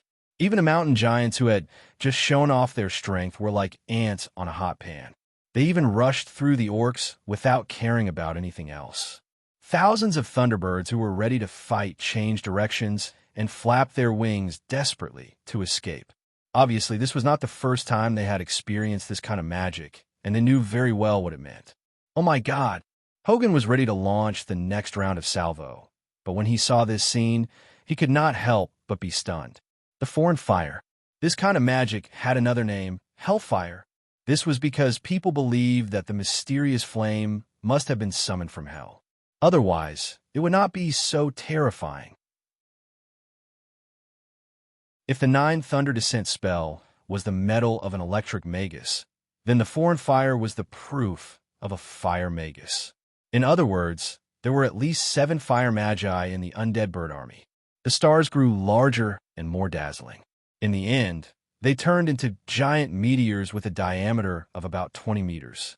They crashed into the ground one after another, and the entire land instantly turned into a sea of undulating waves. Every point of impact released a blinding light. Then, pillars of fire soared into the sky, reaching hundreds of meters into the sky. Then, shock waves formed by pure tongues of fire swept out in all directions. Each shock wave was more than 20 meters tall, containing the power to destroy everything. In an instant, all existences within 1,000 meters of the surrounding area were wiped out. Large and small stones were rolled up into the sky and then fell down like raindrops. The magicians of the undead bird army had already stopped and avoided the coverage of the magic effect. Yelena's eye of space could not see anything, only thick smoke and dust. Then, a deafening roar came from afar, sweeping across like a tsunami. Hanjin's God of War was not affected much, but many of the soldiers behind were thrown off their horses by the roar. They were tens of thousands of meters away from the magic impact point. The power of the foreign fire was so great that it was shocking. Is this the proof magic of a fire magus, the foreign fire? Hanjin asked softly. After all, he had become an unofficial disciple of Grand Duke Solomon and had a certain understanding of magic. He was no longer as ignorant as before. Yes, Yelena nodded and put away her eye of penetration. It seems like Hanjin wanted to say something, but stopped. The power of this magic was much stronger than Yelena's 9-grid thundercall. How could it be the standard magic of a fire magus? If it were you, would you be afraid of my 9-grid thundercall or their forn fire? Yelena knew what Hanjin wanted to say. Hanjin paused for a moment and immediately understood. Yelena's 9 thunder summoning spell was instantaneous. If he was distracted and didn't react in time, he might have been seriously injured.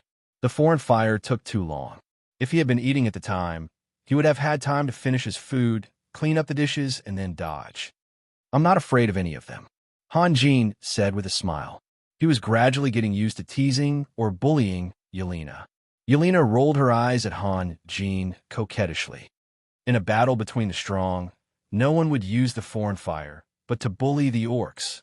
He, who told them not to use magic to intercept it. If they used it against us, it would be useless. I can use magic to crush the 4 meteorites, so can Dominique. I can only intercept one of them. Dominique smiled. Isn't there still him? Yelena pointed at Hanjin. Her confidence in Hanjin had reached a boundless level. If even Dominique could only intercept one of them, then she could only intercept one of them at most. The rest belonged to Hanjin. Yes, it is indeed a kind of useless magic, Hanjin said. What do you mean? Yelena did not understand. It's very complicated. I can even tell you a story, but let's talk about it later. Hanjin smiled. Harley, let's go back. In a place where Hanjin could not see, a 100-meter-wide pit appeared. Suddenly, a giant burning hand appeared beside the pit, and then a 20-meter-tall giant climbed out of the pit. It looked like a stone man, but its body was spewing thick tongues of fire. The specific temperature could not be seen, but the air around the stone man had become distorted. Then the giant stone man strode forward and chased after the orcs. The direct damage caused by the foreign fire was limited. It took more than 60 breaths for it to land on the ground. Even the old, weak, sick, and disabled orcs had fled thousands of meters away. However, this was only the beginning of the disaster, not the end. Every army had different experiences and faced different enemies. In the end, they would form their own unique tactics and styles. Solomon's Undying Bird army had extremely powerful long-range attacks, while his swordsman army and knight army were much weaker. After many bloody battles, the Undying Bird army was used to facing any enemy alone and did not rely on the protection of the warriors. The foreign flames could make up for their lack of defense. Those hell puppets were enough to resist the charge of the beastmen, and even the behemoth beasts could only retreat. Why didn't you intercept it? Speak. Why didn't you stop them? Affected by the violent shockwave, Rinnel finally woke up from his daze and roared. The new great shaman Theodore was stunned. He had a strange look in his eyes, but he did not dare to say anything. Commanding the Thunderbirds to attack the foreign fire could successfully stop the magic. There were examples in the past that could be used as a reference, but the problem was that the Phoenix Legion was full of Phoenix members and thousands of high-level magicians were watching. Did they not do anything? In the end, not only would the magic not be able to stop them, but the Thunderbirds would also be killed. In fact, he was preparing to command the Thunderbirds to attack the Hell Puppets, but Rinnel's roar made him forget what he should do. His thoughts drifted to another place. It's over. It's over. Theodore lamented in his heart. Rinnel could ask such a stupid question, which meant that his confidence had been completely shattered by the powerful enemy. As a king, he had fallen into such a situation. What hope did the orcs have? But there was still Toby. Theodore's eyes lit up. He looked up to search for Toby. Perhaps he should find a chance to leave Rinnel. The foreign fire's descent affected the battlefield within a few miles. Feeling the violent waves of magic was one thing, and feeling the power of the magic was another. The tsunami-like shockwaves caused the orc warriors to recall their past nightmares. They could no longer care about their wives and children behind them. They could only charge forward with all their might. The old orc Toby rushed to the front. He did not ride on a gale wolf, but his running speed was even faster than the behemoths behind him. The hill giants, who were also running with all their might, were already more than 1,000 meters behind him. The Holy Crown City's Knight Regiment was Gavaris. Everyone was selfish. Lang Ning's Riptide had joined Han Jin when Han Jin was still a nobody, so his loyalty was unquestionable. However, the Holy Crown City's Knight Regiment was not that loyal. They should perform well in this battle, but if Han Jin was in trouble, would they risk their lives to save him? Guevara stood at the front of the team and looked around. Then he jumped down from his unicorn, which was given to him by Han Jin. He stretched out his hand and patted the unicorn's butt. After being cultivated by Han Jin, the unicorn was very intelligent. It understood Guevara's intention and stepped back slowly with graceful steps. In this kind of battle, Guevara could only use his full strength. The unicorn could not help him at all. Instead, it was a burden to him.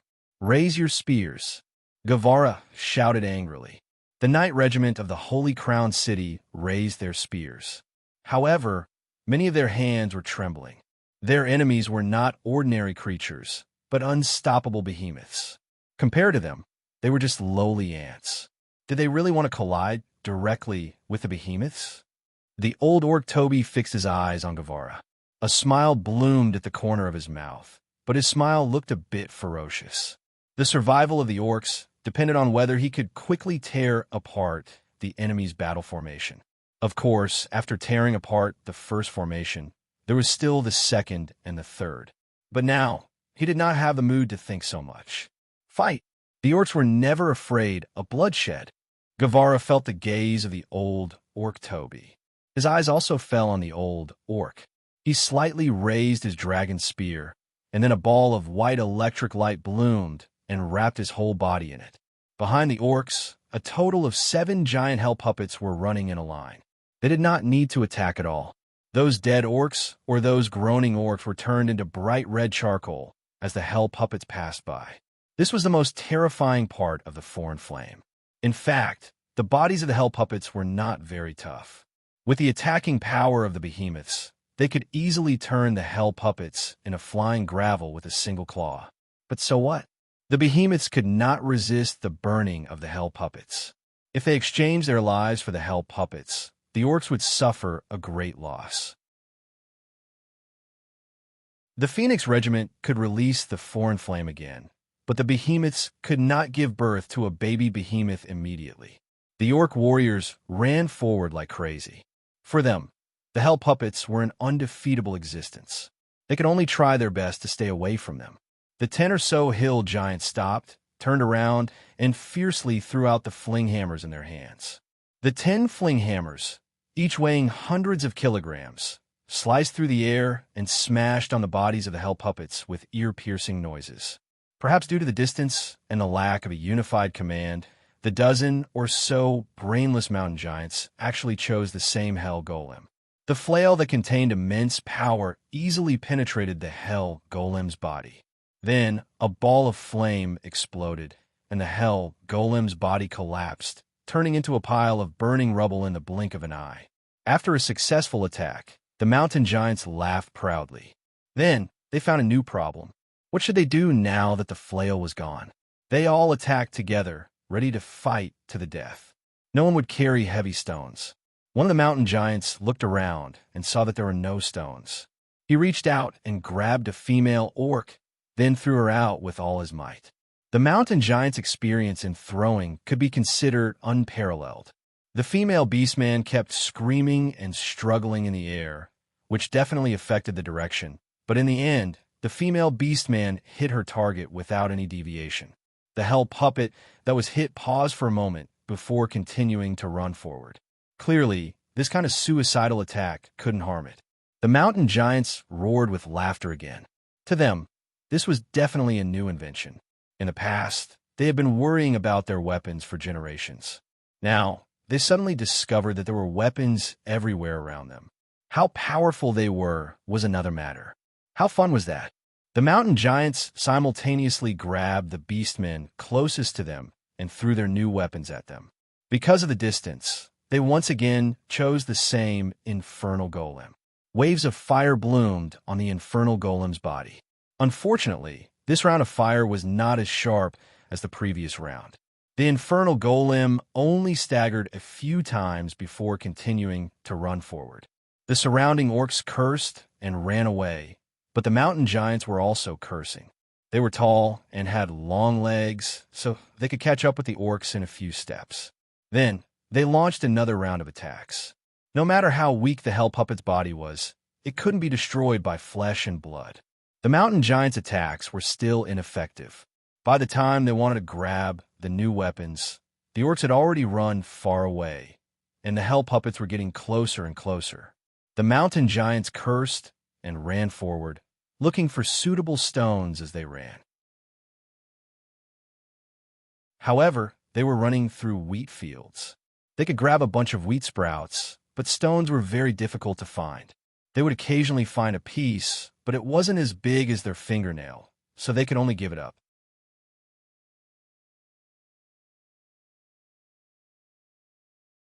Chapter 420. The old orc Toby kept sprinting. Two strange red lights flashed in his eyes, and then a thunderous roar came. In the process of sprinting, the old orc Toby's body became bigger and bigger. It was the ultimate berserk skill. When the old orc Toby locked onto Guevara, the distance between the two of them was still more than 700 meters. In less than 10 seconds, the distance between them had shrunk to less than 100 meters. The effect of ultimate berserk had been fully unleashed. The old orc Toby had turned into a golden behemoth. The power of the Beeman giant beast was not only limited to how many enemies they could kill, but also the momentum of sweeping away everything in its way, which was enough to frighten any enemy and even make them collapse. The old orc Toby rushed forward, followed by more than a dozen Beeman giant beasts behind him. It was like a group of hills pressing down on the enemy. The battle formation of the knights of the Holy Crown City was loosened.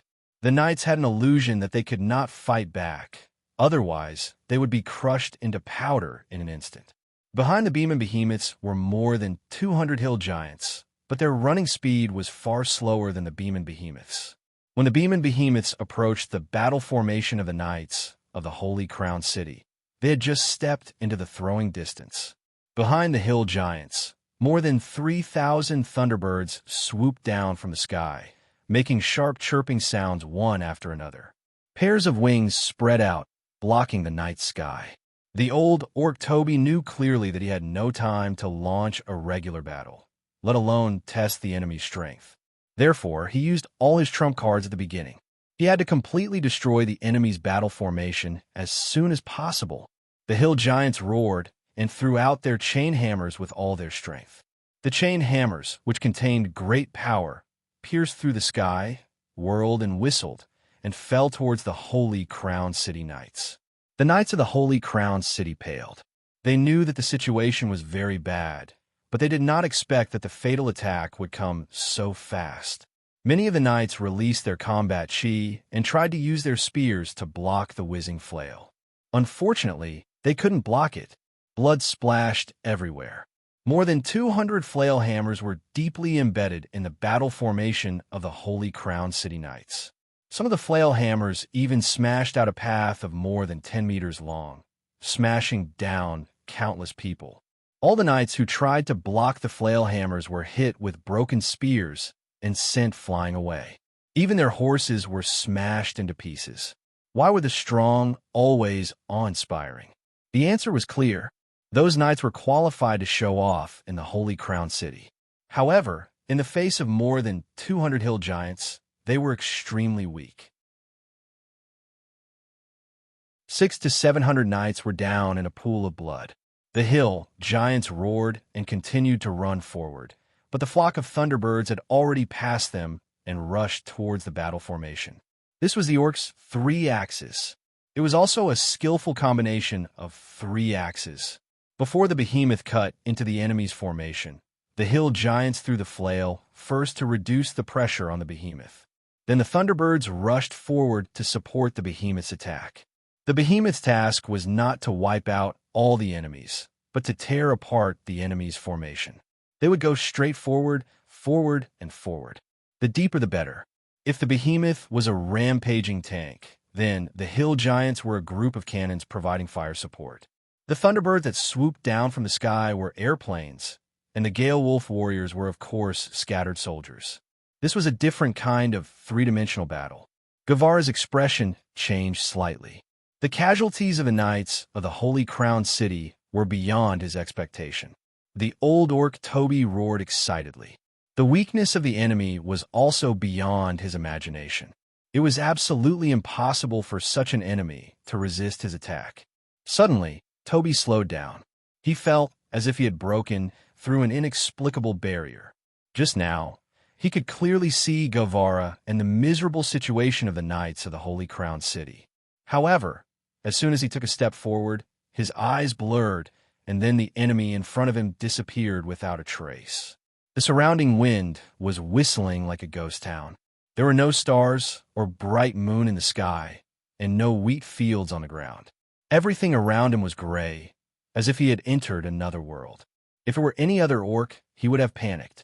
However, the old orc Toby was too experienced in fighting. When he was fighting on the battlefield, Forza was still a child who could not speak. Hearing the roars of the orc warriors behind him, the old orc Toby immediately judged that everything in front of him was an illusion. The next moment, the behemoth in a line also rushed in. Seeing all the enemies inexplicably disappear, they were all stunned. Roar! The old orc Toby roared like rolling thunder to the sky, and then he began to rush forward again. His roar was louder and louder than the previous one. It was not to vent his anger, but to tell all the orcs, "Don't be afraid, don't lose yourself, follow me." On the god of war, Han Jin sighed. After all, the illusion was just an illusion. When the number of enemies was enough to fill the whole big formation, what was the meaning of the so-called illusion? In fact, the 8 Gates Heavenlock matrix was definitely a top-level matrix. Back then, he was very weak, so the 8 Gates Heavenlock matrix he set up couldn't create illusions. He could only rely on Yelena and the other 8 guts and the many stars of the matrix to kill enemies. Now, he could create illusions, but he couldn't turn illusions into reality like the Mountain Seal matrix. Frankly speaking, he could only set up the true and complete 8 Gates Heavenlock matrix when he reached the invincible golden body. However, he did not expect to defeat hundreds of thousands of orcs with illusions. His real purpose was to protect his friends and family who were very important to him. Rest, life, injury, do, jing, die, shock, open. Han Jin performed the incantation 8 times in a row. Every time he shouted, the corresponding gate would stiffen, and an indescribable feeling would rise in their hearts. Sunir, Yelena, and Gibran were calm because they had experienced something similar. Guevara, Dominique, Majordomo Gale, and Hogan were also calm because Han Jin had told them. Only Gao Bin, who did not know anything, was dumbfounded. He found that his senses were spreading in a mysterious state. Within a radius of dozens of miles, nothing could escape his eyes. All the plants, rocks, debris, birds, and beasts were in his heart. If he wanted to, he believed that he could even count how many ants there were on the ground. What kind of magic was this? It was too powerful. Morrison's, Sisu, and the others had a complicated look in their eyes. Once upon a time, they were the guts of the array and contributed greatly to resist the attacks of the mercenaries. However, things had changed. In order to maximize the power of the array, someone else had to be the guts. Guevara's combat power had been released to the extreme. He twisted his body and turned into a comet emitting electric light, quickly approaching the old orc Toby. The illusions of the 8 Gates Heavenlock were limited. When Guevara was less than 10 meters away from the old orc Toby, the illusions could no longer cover his body. When the old orc Toby saw Guevara, he immediately raised his right palm and slammed it down on Guevara's head. If Guevara was hit by this palm, he would definitely be pressed into the ground like a nail under a hammer. Guevara twisted his body and dodged the old orc Toby's palm. He approached the old orc Toby from the side. Then, the dragon spear in his hand shot out like a dragon that had regained its life, aiming at the old orc Toby's left ankle. Of course, Guevara wanted to attack the old orc Toby's throat, heart, and other vital parts. However, he was limited by his height, so he had to give up on this unrealistic idea. The old Orc Toby's reaction was extremely agile. Judging from the strength and speed of the palm, half of his arm would probably be deeply pressed into the ground. However, after Guevara dodged, he was able to withdraw his strength at the last moment and then hit Guevara's head with his left fist. Guevara had no choice, and neither did he. They were 10 times taller than each other. How could he still use the heart-gouging punch? Guevara slightly flicked his wrist and withdrew his spear. He continued to move forward and then stabbed the old Orc Toby's back ankle with his dragon spear. He had his eyes on the old Orc Toby's legs today. He would not give up until the old Orc Toby was disabled. At this moment, the space twisted and Domini's tall figure appeared in front of the battle formation of the Holy Crown City Knight. She had already prepared a lightning javelin for a long time in her hand.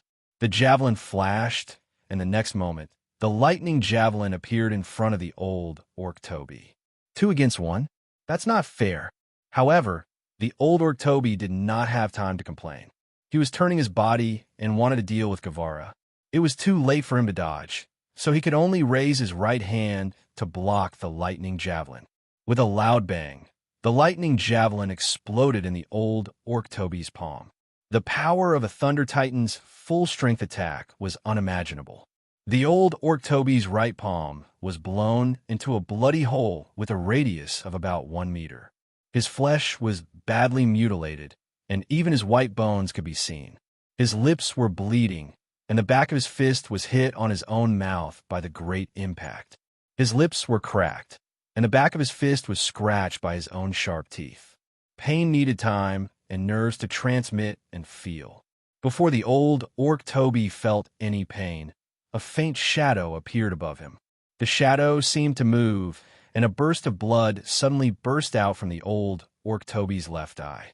Then the shadow disappeared without a trace, as if it had never appeared. A beautiful figure suddenly rose from behind Dominique, holding a strange staff that looked like a golden hammer. She then waved the staff forward with all her might. The sky suddenly became bright, and bolts of lightning fell straight down from the sky. The first unlucky ones were the Thunderbirds that had lost their targets and were circling in confusion. About hundreds of Thunderbirds fell into the attack range of the 9 Thunder Descent spell. Although Thunderbirds had strong resistance to lightning magic, the spell released by Yelena was not an ordinary one. Hundreds of Thunderbirds were blasted into the air, rolling and wailing, and countless feathers fluttered in the air like snowflakes. With Yelena's current level of attainment, she could greatly shorten the chanting time of 9 Thunder Call, but she still couldn't cast it instantly. However, she was hiding behind Domini, so the elemental fluctuations caused by the chanting were all covered by Domini's lightning javelins. It was no different from casting an instant spell. Of the behemoths that charged into the 8 gates Heavenlock matrix, 7 of them were hit by the 9 lightning call. The weakness of the behemoth's magic resistance was exposed at this moment. They roared and writhed in the continuous lightning strikes, each strike causing them unbearable pain. The first to roar was the old beastman Toby. His right palm was heavily injured, his left eye was pierced, and the 9 lightning call was cleansing his body. All of this caused his roar to reach an earth-shattering level. However, as soon as the old Orc Toby's roar came out, it was stopped. Guevara's dragon spear had pierced into the old Orc Toby's ankle without any interference. The crisp sound of bone cracking was heard by everyone around. A long time ago, Guevara and Yelena had cooperated in the same way. With a lightning fighting technique, Guevara was not afraid of 9 Thunder Call. When the enemies around him were cleansed by lightning, it was the best time for him to show his power. The old Orc Toby was injured again and almost went crazy. He didn't even notice that a beautiful figure was standing more than 30 meters away from him. The longbow in her hand had been pulled into a full moon. Then, Sunir's fingers loosened, and the arrow shot out with a sharp sound that could tear people's eardrums. Guevara struggled to pull out the dragon spear, and blood gushed out from the old Orc Toby's ankle like a fountain. Then, Guevara immediately released the instantaneous movement and retreated to the battle formation of the Holy Crown City Knight. Yelena released a magic shield and quickly retreated, while Dominique stood in front of Yelena to protect her. The screams became more and more shrill, and some night even threw away their spears and desperately covered their ears with their hands. The hill giants that were rushing closer also stopped, and all of them showed a painful expression. The howls of the behemoths trapped in the 8 gates heaven lock were getting louder and louder, but their howls were completely drowned out by a small arrow. The old Orktobi's ankle was severely injured by Guevara, and he could no longer support his body. He didn't have time to adjust his center of gravity, so he was slowly falling down. He couldn't see the arrow, so he relied on his instincts to protect himself with his left arm, and his body also shrank down. Boom! Sunir's arrow shot into the old Orktobi's left arm, and then the whole arrow turned into countless tiny particles. Those particles turned into a fierce shock wave, wrapped around the old Orktobi, and rolled toward the back of the old Orktobi. If the video was played in slow motion, one would be able to see the terrible power of the shock wave. The old Orktobi's cheeks and all the muscles on his body were violently trembling, and all the hair on the front of his body was instantly shredded. His left arm had sunk deep into his chest, and a glistening liquid suddenly spurted out from his blind left eye, followed by thick blood. The remaining eye protruded so high that one would worry that it would roll out if he was hit on the head. The shock wave surged upwards, and in the blink of an eye, some of the thunderbirds that fell down were plucked out like chickens. The shock wave surged forward, and the old Orktobi was under tremendous pressure. The wounds on his body were torn open, and blood splattered out like fireworks. The shock wave surged downwards and blasted a large crater in the ground.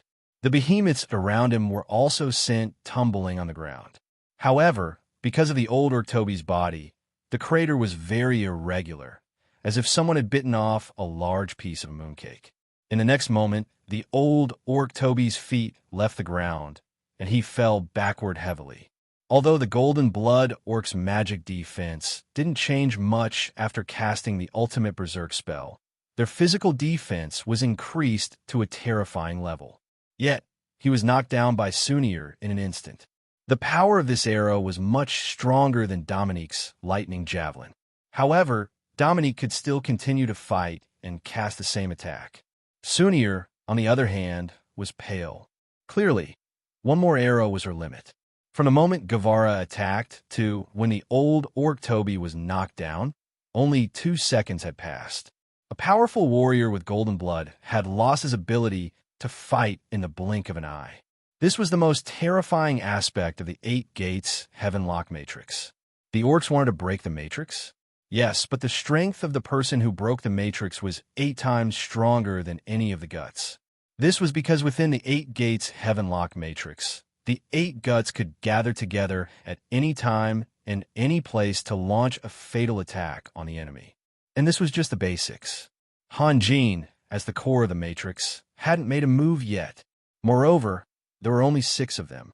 Gibran wasn't strong enough and didn't want to cause trouble for everyone. Galbin's strength was unfathomable, but he didn't know anything. F***CK. A curse came out of nowhere. Lydia was stunned, Blanche was stunned, Julia was stunned, and even Constance was stunned. They all stared at Galbin blankly. What happened to Lord Galbin? Someone tell me. Galbin didn't realize it at all. The muscles on his face were twitching, and his eyes were shining. When did those guys learn how to teleport? What he saw was too exciting. If he could teleport, no one would be able to defeat him. He would even dare to fight against the gods who descended to the mortal realm. Galbin, what are you talking about? What teleportation? Lydia asked, confused. You didn't see it? Galbin was stunned. No, what did you see? Impossible. Galbin pulled his beard hard. How could Sunir know how to teleport? And that old man Guevara, he's a knight. Could he be a dual cultivator? Cough, cough. Guevara suddenly coughed hard. Brother, what are you talking about? Sunir's figure flashed and appeared next to Galbin. She said in a coquettish tone. Galbin was startled. You heard it? How did you hear it? I'm not the only one who heard it. Sunir didn't know whether to laugh or cry. Everyone heard it. Yes, this old man heard it too. Guevara responded from a few thousand meters away. The knight beside him didn't know what was going on, but Gao Bin was shocked again.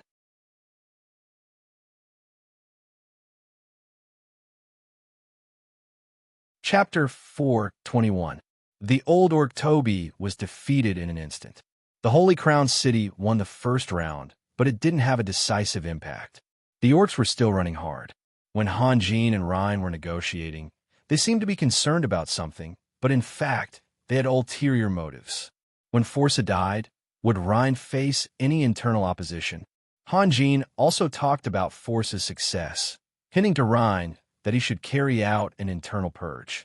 Unfortunately, Forza was Forza and Ryan was Ryan. Their characters and styles were different. In order to consolidate his position, Forza destroyed all the potential internal threats. Ryan thought that since they were all members of the Golden Blood family, the future of the orcs was bleak. In this case, everyone should unite and never kill each other. Of course, this didn't mean that Ryan was better than Forza. In the previous battle, Ryan forced the shaman to use the Bloodlust spell just for his own face and revenge on Han Jin. As a result, more than 3,000 Thunderbirds were killed, and more than 7,000 Thunderbirds lost their fighting ability. If it were Forza, how could he make such a mistake? He had been entangled with Grand Duke Solomon for decades. If he had been impulsive and couldn't control himself, Fado City would have been annihilated in the long river of history. Forza was very strict with his internal affairs, but he was passive to the outside world. Unless he was sure that he would win, he would not stretch out his claws.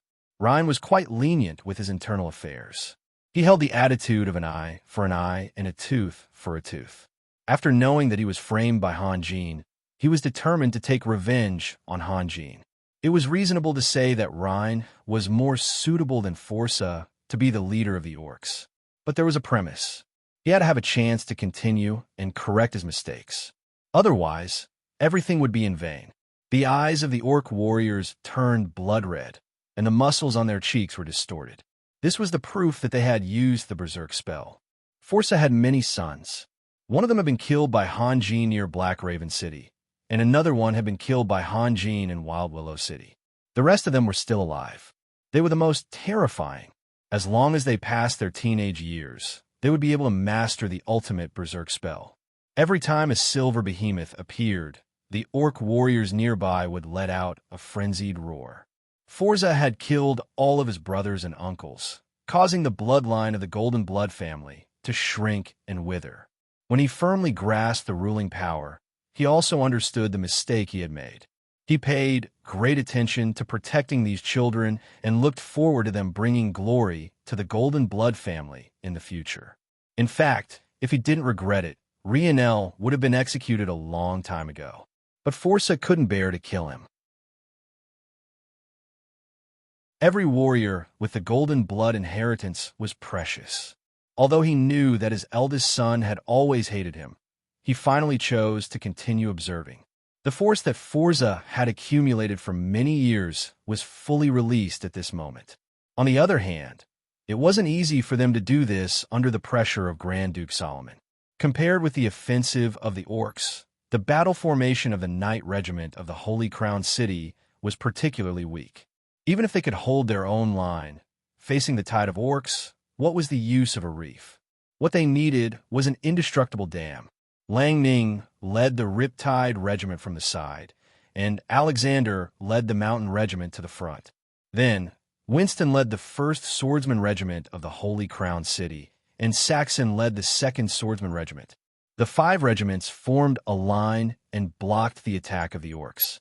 At this time, there was no need for strategic reserves. In the face of a completely crazy enemy, they could only fight back with the same madness. Kane commanded the Magic Legion to constantly release magic, trying to intercept and interfere with the attack of the orcs. But the orcs were desperate. No matter what was in front of them, they would turn a blind eye to it and rush forward. Firewall. If there was no external interference, the firewall could burn for a few minutes or even dozens of minutes, depending on the magic power of the caster. But as the orcs rushed forward one by one into the sea of fire, the fire elements were greatly consumed. The firewall could only exist for a dozen seconds at most, and then gradually extinguished. The swamp still did not scare the orc warriors. They rushed in and sank, and then their companions stepped on their bodies to rush in and sink again, until the whole swamp was filled up and became a passageway. This was no longer a battle, but a battle with their lives. Against humans, against elves, against heaven and earth, against the whole world. Perhaps the orcs had realized that today's confrontation was their last cry in this world. The battle became white-hot at the first moment. The situation of the battle was extremely tragic. It was incomparably tragic. Winston and Saxon both practiced the flame fighting technique. They had already released their combat aura to the maximum. They were like two men of fire, rushing back and forth in the battle formation of the orcs. Their demeanor greatly inspired the swordsmen of the Holy Crown City. Even a flock of sheep could explode with fighting spirit under the leadership of a lion. Alexander's Mountain Legion was extremely stable. They withstood wave after wave of attacks from the orcs without the slightest wavering. The backbone of the Mountain Legion was made up of prisoners of war. Later, more than half of the high-grade swordsmen were transferred from the 1st and 2nd Swordsman Legions of the Holy Crown City. Their strength had greatly increased, and they could be regarded as Han Jin's most elite legion. When they were fighting against the cold Shadow City, facing the puppet legion that covered the sky and covered the earth, they would still fight to the death. Now, they would not waver. At least the orcs could feel pain and howl, but the puppet legion was made up of lifeless monsters. No matter how many monsters they killed, it would not be fun for the warriors. They had been looking forward to this final battle for a long time. However, they were able to stop the orcs only because the orcs had changed their tactics. After the old Orc Toby was defeated, the desperate new Great Shaman Theodore issued an order without permission. Originally, they wanted to break through in two directions, but now that the enemy's defense was much stronger than they had imagined, Theodore was determined to fight to the death. All the behemoths, mountain giants, and thunderbirds were converging in one direction, aiming at Guevara's Holy Crown City Knight Legion. The pressure on Guevara increased greatly. Fortunately, Han Jin's 8 Gates Heaven Lock turned all the thunderbirds that were diving down and preparing to release lightning attacks into useless objects. Once they flew into the 8 Gates Heaven Lock, they could not see anything, let alone lock onto their target. Only the thunderbirds that were flying at super low altitudes could see through the illusion and see the people on the ground. Unfortunately, they were flying so low that they had already become the target of the elves. Elves were not affected by the 8 Gates Heaven Lock, so before the thunderbirds could release their lightning attacks, they had already been shot full of holes. The Knight Legion of the Holy Crown City was still able to maintain their stability. Guevara had ordered them to retreat hundreds of meters away. The battle with the behemoths was not something that the knights could participate in. Moreover, as the commander, he could not test the willpower and courage of the knights with death. The test was meaningless, because the knight who passed the test would definitely become a dead man. Yelena once again appeared behind Guevara. Her eyes were full of dissatisfaction. No one knew who had provoked her. Then she slowly raised her golden hammer and began to chant a spell. Dominique had not left. She glanced back when she sensed the fluctuation of magic power. She was a little surprised. Who had angered this little princess? The sky became bright, and pillars of thunder suddenly appeared and poured down with great force. The ground was bombarded with sand and stones, and the orc warriors were smashed into pieces. The behemoths who had followed the old Orc Toby in the battle had already been badly injured, and their flexibility had been greatly reduced. More than a dozen behemoths besieged Guevara and Dominique, but they still could not break through quickly. Of course, Guevara and Dominique were able to protect themselves, but they could not kill the enemies. They could only let go of the opportunity when they found it. Otherwise, when they killed a behemoth, they would also be badly injured. The behemoths once again suffered. Their magic defense was too low, and the 9-grid Thundercall could easily inflict the most damage. Every lightning bolt that struck their bodies would cause a splash of blood. However, their bodies were extremely large, and as long as the injuries were not fatal, they could continue to fight. This was not a matter of resisting, but of taking the brunt of the attack. Guevara's pupils suddenly contracted. He found that the fluctuation of electric elements did not weaken, but instead became more intense, which went against the principles of magic. Every time a lightning pillar exploded, it would leave behind a piece of electric light. It was like an extremely thin mirror about 2 meters in diameter stuck to the ground, imprinted on the bodies of the behemoths, and covered the bloody corpses. Within a radius of hundreds of meters, more and more of these strange mirrors appeared. Boom, boom, boom, boom, boom, boom, boom, boom, boom. The 9-grid thunder call was still pouring down without restraint. Because no one could pose a threat to Yelena, the mountain giants who had broken into the 8 gates heaven lock matrix could not see her. Even if they could, it was useless because they had lost their throwing weapons. In fact, the orcs' 3-pronged attack strategy was continuous. The mountain giants would collectively throw their flail hammers to attack the enemy formation, and then the thunderbirds would fly down to help. Under normal circumstances, the behemoths would easily rush into the enemy formation with great help, and then the mountain giants would follow, pick up their weapons, and continue to launch projectiles or engage in close combat with the enemy. Unfortunately, the behemoths still had not made any progress, and the mountain giants were all unarmed. More and more strange mirrors appeared, and in the end, they connected and overlapped with each other. The area within a radius of hundreds of meters was completely covered by a dazzling light, and the resulting magic fluctuation was like a tidal wave that could topple the mountains and overturn the seas. Guevara roared and stepped back, breaking away from the entanglement with the behemoths. The light emitted from the dragon's spear quickly dimmed, and the light emitted from his body became more and more dazzling. In the end, it even condensed into a solid form. Dominique's eyes shone with silver light, and she also stepped back quickly. At this moment, both Guevara and Dominique used all their strength to protect themselves. Suddenly, the whole mirror surface slowly bulged like a round loaf of bread, and then the loaf of bread, which was hundreds of meters in size, suddenly exploded.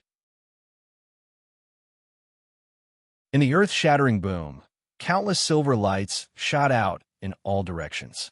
Guevara and Dominique were completely covered by the silver light, and their movements could not be seen. The magic shield released by Yelena seemed to have been punched by an invisible giant and instantly collapsed. Her body flew back dozens of meters. The Knight Regiment of the Holy Crown City at the front of the Knight Regiment of the Holy Crown City were thrown off their feet by the impact, and some of the knights even rolled a few times before landing on the ground. The Knight Regiment of the Holy Crown City was fine, as they all had their combat power to protect themselves, but the war horses were all broken and could not survive. The beam behemoths that were directly hit were in an even worse state. Most of the beam behemoths were covered in blood. It was as if their skin had been forcefully stripped away by an invisible force, revealing their red muscles and dense veins. Even their bones were exposed. Some of the beam behemoths had their stomachs slashed open. Their intestines, which were several times thicker than a human's waist, flowed out all over the ground. A shadow suddenly flashed by, and Hanjin appeared beside Yelena. He grabbed Yelena, who was still flying back, with a look of blame in his eyes, but he did not say anything. On the other hand, Yelena's face was full of excitement and joy. She didn't say anything, but her big, expressive eyes were fixed on Hanjin. She was waiting or expecting. The name of a movie from another world could fully express her feelings. You have to praise me. In the battle formation of the Phoenix Regiment, the leader of the magicians was stunned and suddenly said, "Thunder explosion spell?" Yelena has reached the peak of the Magister level. Although he could not see the scene inside the 8 gates Heavenlock matrix, the elemental fluctuations caused by magic could not be hidden from him. It can't be, right? The other leader of the magicians looked hesitant. Back then, we took 7 or 8 years. Even if Yelena's aptitude is much better than ours, it can't be so fast. Yelena has been by Raphael's side for almost 2 years, hasn't she? The first magician smiled. Tobias, it seems that you're not used to being surpassed. When Yelena became a magister, she was far ahead of us. The magician also smiled. Spencer, I'm not as petty as you think. Also, Yelena just released 9 grid thundercall. Even if she really reached the peak of the magister level, it is impossible for her to release thunder explosion spell. That's right. The magician named Spencer was stunned. His companion had a point. It was too difficult to release 2 high-level spells in a row, especially thunder explosion spell, which was infinitely close to a forbidden spell. Even if Yelena really reached the peak of the magister level, she could not do it. Don't think so much. Tobias smiled. It's time for us to do our part. We can't be so easily defeated by the young people. This is inevitable. Spencer shook his head and said in a mischievous tone, "Even Sir has admitted it. What else do you have to insist on? Is Raphael really that powerful?" Tobias was slightly stunned, but then he smiled. "But he is Sir's opponent, and my opponent is Yelena." After rushing out of the range of the thunder explosion spell, Guevara's image was still fine. Both he and Yelena had gained a lot from Han Jin's magic laboratory, and the condensed fighting strength had protected him. Dominguez, on the other hand, seemed to be in a mess. Her helmet was missing, and her hair was flying in the wind. Both her shoulder and breastplate had small cracks. Even Dominguez, who had strong resistance against electricity, was in such a state. It was not hard to imagine what had happened to the other behemoths. Dominique opened her mouth as if she wanted to shout something to Yelena, who was dozens of meters away, but in the end, all she wanted to say turned into a helpless sigh. Then, she waved her hand, and a lightning javelin appeared in her hand. She jumped up and rushed towards the wailing behemoths. Kill them when they are weak. If not now, what are you waiting for? Guevara also raised his dragon spear and followed behind Dominique. The attack of the orcs was completely interrupted by Yelena's magic. The following warriors were still hundreds of meters away, and they had enough time to kill the injured behemoths one by one. Is it very impressive? Han Jin finally spoke. His tone was somewhat helpless. Yelena's magic power was severely depleted, and she was also injured. If he had known that Yelena would try to cast overlapping magic, he would have stopped her. Yelena bit her lips and lowered her eyes. Han Jin didn't praise her, which disappointed her. What a great success for her. She had finally mastered overlapping magic. My Yelena is the best. Han Jin knew Yelena's mentality, so he had no choice but to squeeze out a sentence. As he said this, he felt a layer of goosebumps on his back. Although he liked Yelena, he wasn't used to expressing his feelings in such a mushy way. He just didn't want to disappoint Yelena, so he forced himself to say it. Of course, not liking mushy didn't mean that he didn't cherish Yelena. Yelena almost laughed through her tears. The corners of her mouth immediately rose, revealing a happy smile. Go back and rest. Han Jin didn't want to continue being mushy. Although he knew that a girl needed to be coaxed with mushy words, he just couldn't do it. Okay, Yelena nodded. Han Jin looked ahead. Guevara and Dominique had the upper hand. The behemoths were severely injured and had almost lost their ability to fight. Even if they could continue to fight, they could only roar and jump a few times. They couldn't pose a threat to Guevara and Dominique at all. But in the distance, the next wave of orcs was coming. There were about 100 hill giants and 3 silver behemoths. Obviously, they were also powerful warriors of the Golden Blood family. Han Jin's body flashed and appeared in front of Guevara and Dominique. Then, he disappeared underground. He could move freely within the range of the 8 gates Heavenlock matrix, but he couldn't walk out of it. In the next moment, Han Jin appeared in the midst of the Gale Wolf warriors. A dense and bright purple light surrounded him, silently cutting all the orc warriors near him into pieces of flesh and blood. The 100 or so hill giants and warriors of the Golden Blood family immediately noticed Han Jin. There was only one person who could move freely underground.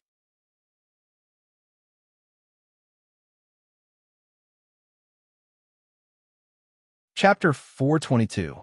Despite bearing so much grief and hatred from the orcs, Han Jin was still able to maintain his composure. He lowered his head and stared at his left palm, where a flower bud the size of a fist had appeared out of nowhere. The orcs roared angrily and desperately rushed toward Hanjin. Even the mountain giants became very agitated. If it weren't for the three powerful warriors with golden blood, they would have thrown their weapons together. Of course, it was impossible for them to hit Hanjin. If the heavy flail flew out, the orcs would be the ones to suffer. Hanjin looked at the flower bud in his palm and sighed. Red lotus of fire, open. The flower bud suddenly emitted a bright light, illuminating the dark battlefield in an instant. The petals opened little by little, then fell from the flower bud and flew in all directions. Each petal was constantly changing, from one petal to two petals to four petals, and finally thousands of petals. The murderous battlefield had become a sea of flowers. The petals were wrapped in swaying, colorful light, dancing and chasing each other. They were denser than the falling snow, more beautiful than the rainbow, warmer than the spring breeze, and more gorgeous than the stars. The brilliance was so beautiful that it was almost suffocating. When the red lotus bloomed, the three powerful warriors with golden blood roared, but they didn't attack. Instead, they turned around and desperately fled into the distance. Back in Fort Maxine, Hanjin had released the same magic. He had easily killed an almost immortal abyss demon and destroyed the defense of Fort Maxine. The warriors and magicians who had survived and surrendered to Hanjin had firmly remembered that scene. Through their mouths, the power of Hanjin's magic gradually spread. Later, the elves occupied Fort Maxine and learned a lot. Amjala, Prudence, Forza, and other powerful warriors unanimously agreed that Hanjin must have released a mysterious forbidden spell. What would they do if they saw a forbidden spell? Of course, they would run. For the orcs, forbidden spells always meant irresistible death and injury. Even the strongest orc in history couldn't compete with a forbidden spell. Compared to the warriors of the Golden Blood family, the 100 or so mountain giants appeared to be quite pitiful. Although they were very tall, with the height of ordinary orcs only reaching their thighs, it was enough to stop them from retreating. On the contrary, they continued to move closer to Hanjin under the pressure of the crowd. Most of the orcs didn't understand what the dazzling petals meant. After a moment of dizziness, they tried to open their eyes and catch Hanjin's shadow. In just an instant, thousands of petals emitted bursts of light and shrouded a radius of nearly a kilometer. In this wave of attack, the orcs had sent out 3 warriors of the Golden Blood family, more than 100 mountain giants, and more than 4,000 Galewolf warriors. All of them were trapped, and no one could escape. The petals were particularly gentle as they brushed past the orcs. The effect of the berserk spell inexplicably disappeared, and at the same time, many negative emotions such as hatred, anger, fear, and so on disappeared. Many orcs had strange smiles on their faces. They stared blankly at the endless rain of petals and let their bodies continue to melt and disintegrate. Death wasn't scary at all. They clearly saw death coming, but they felt a kind of happiness that came from the depths of their souls. However, the orcs outside the range of the karmic fire of the Red Lotus were horrified. They saw that their companions were riddled with holes and even broken into pieces, but they were still smiling. To the onlookers, this scene was not only incomprehensible, but also abnormally terrifying. The 3 warriors with the Golden Blood inheritance were still running for their lives. After releasing the ultimate berserk spell, they had turned into huge silver behemoths. Every step they took covered dozens of meters, and they didn't care about the lives of their fellow orcs. They ran recklessly at an extremely fast speed. From the front, the 3 warriors looked normal, but from the back, one could see a strange scene that was rarely seen even in hell. Their backs were already badly mutilated by the thousands of red lotus petals. One could even clearly see a bloody spine that was about 10 meters long. Furthermore, that spine was crazily twisting in accordance with their running posture. Some of the joints were already protruding, as if they would fall off in the next moment. It made one's hair stand on end. With such injuries, even if they managed to escape, they might not be able to survive. However, they could still control their bodies and their wills, and were not affected by the karmic fire of the Red Lotus. There were only about 300 meters left, and, they could rush out. To them, it was only a matter of 10 steps, but their pace was rapidly slowing down, and then they fell to the ground one after another. Information like this could not be 100% comprehensive and 100% accurate. Now, after paying a huge price, the orcs finally understood that there was someone who could cast a forbidden spell instantly. Nearly 1,000 meters around Hanjin had become an empty field, and he was the only one standing. The bodies of the orcs on the ground continued to melt at a speed that could be seen with the naked eye, and finally turned into ashes. Hanjin stretched out his hand and pointed forward. Thousands of dazzling petals suddenly formed a frenzy and rushed towards the orcs in the distance. The orcs were shocked. They had seen the fate of their companions with their own eyes, and they understood that those extremely beautiful petals were fatal. They hurriedly turned around and scrambled to escape. What kind of magic is that? Tobias of the Undying Bird Army was dumbfounded. Although the distance between the two parties was extremely far, and there were no fluctuations of magic, the dazzling colorful light was particularly eye-catching in the night. Tobias immediately released his clairvoyance eye and witnessed the power of the karmic fire of the Red Lotus. His expression was as shocked as the orcs. "I don't know," Spencer replied in a dignified tone. He and Tobias were both fire grand magi, and their attainments in magic were extremely deep. However, the power and attack of that kind of magic, as well as its external form, were far beyond the common sense of magic, and he could not accept it. "It seems to be a fire magic." Tobias hesitated. "Is there a fire magic that we don't know about?" Spencer asked. If there was a fire magic that they had never heard of, it would be an insult to their profession. "It seems that I don't believe it either, but now, can I still not admit it?" Tobias smiled bitterly. "Spencer, you said that you wanted to bring Lorraine back this time. Let me give you a piece of advice. Don't delay the child's future. She may be able to learn things that we can't teach her at all here." Spencer was silent for a moment, then shook his head. "I won't interfere with Lorraine's life. As long as she is happy here, then let her be." "Yesterday, you didn't seem to say that," Tobias said. "I changed it. Can't I?" Spencer said with a squint. "Where did you get such a big temper?" Tobias felt a little strange, and then he said with a sudden realization, "It doesn't feel good to be surpassed by one young person after another, right? Your poor self-esteem is causing trouble. It's a good thing to be surpassed by young people. That's why we have hope," Spencer said disdainfully. "I'm not like you. How could you treat Yelena as your opponent? What are you thinking? I'm worried about you." Raphael, Lionel, who had been in a daze, finally came to life. Seeing Hanjin standing quietly in the distance, an uncontrollable flame spread in his chest. Then Lionel opened his mouth again and roared, "Raphael!" As he roared, his body expanded little by little. Hanjin sneered and ignored Lionel's provocation. His body shrank back into the ground. With his current vital energy, it was easy for him to release the Red Lotus Hellfire, but it took a lot of effort to make the talismans. In other words, he had the strength to continue fighting. However, the Beastmen were a bunch of mad dogs.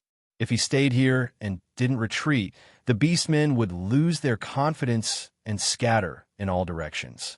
They might even split up and attack from different directions. This would give him a headache. Sunir wanted to show her strength. So did Yelena. As a result, one of the two guts had consumed a lot of physical strength, while the other had consumed a lot of magic, so they couldn't participate in the battle for the time being. As for the remaining 6 guts, Hogan had to stay on the God of War. Gibran was not strong enough, and Majordomo Gale was not suitable to fight on the battlefield. Galbin's real strength was unknown, so he couldn't just randomly assign Galbin. If there was any danger, how could he be responsible? In other words, of the 8 guts he had set for his 8 Gates Heavenlock Matrix, only 2 of them could participate in the battle at any time. They were Guevara and Dominique. If the orcs split up and try to break through, they would be too busy. Even if the orcs only sent out a few behemoths and dozens of mountain giants, no matter which legion of the Holy Crown City they bumped into, they would still have the upper hand. This was the terrifying thing about high-end forces. In order to avoid unnecessary casualties, he could only try his best to attract the behemoths and the warriors of the Golden Blood family to the middle to reduce the pressure on the other legions. In other words, he had to constantly tell the orcs that their tactics were correct and that they almost succeeded. It was only because they were very tenacious that they were able to stop them. As long as they work harder, they would be able to break through the defense line. When the orcs saw Han Jin disappear along with the countless deadly and beautiful petals, they immediately realized what had happened. Orcs had a certain understanding of magic. What did it mean for a magician to cast a forbidden spell and then leave in a hurry? Magic exhaustion. If they didn't attack now, what were they waiting for? Should they wait for the magician to meditate, replenish his magic, and release the forbidden spell again? Rows of Gale Wolf warriors waved their shiny scimitars and desperately rushed forward. They stepped over the rotten and broken bodies left by their companions and rushed into the 8 gates Heavenlock matrix.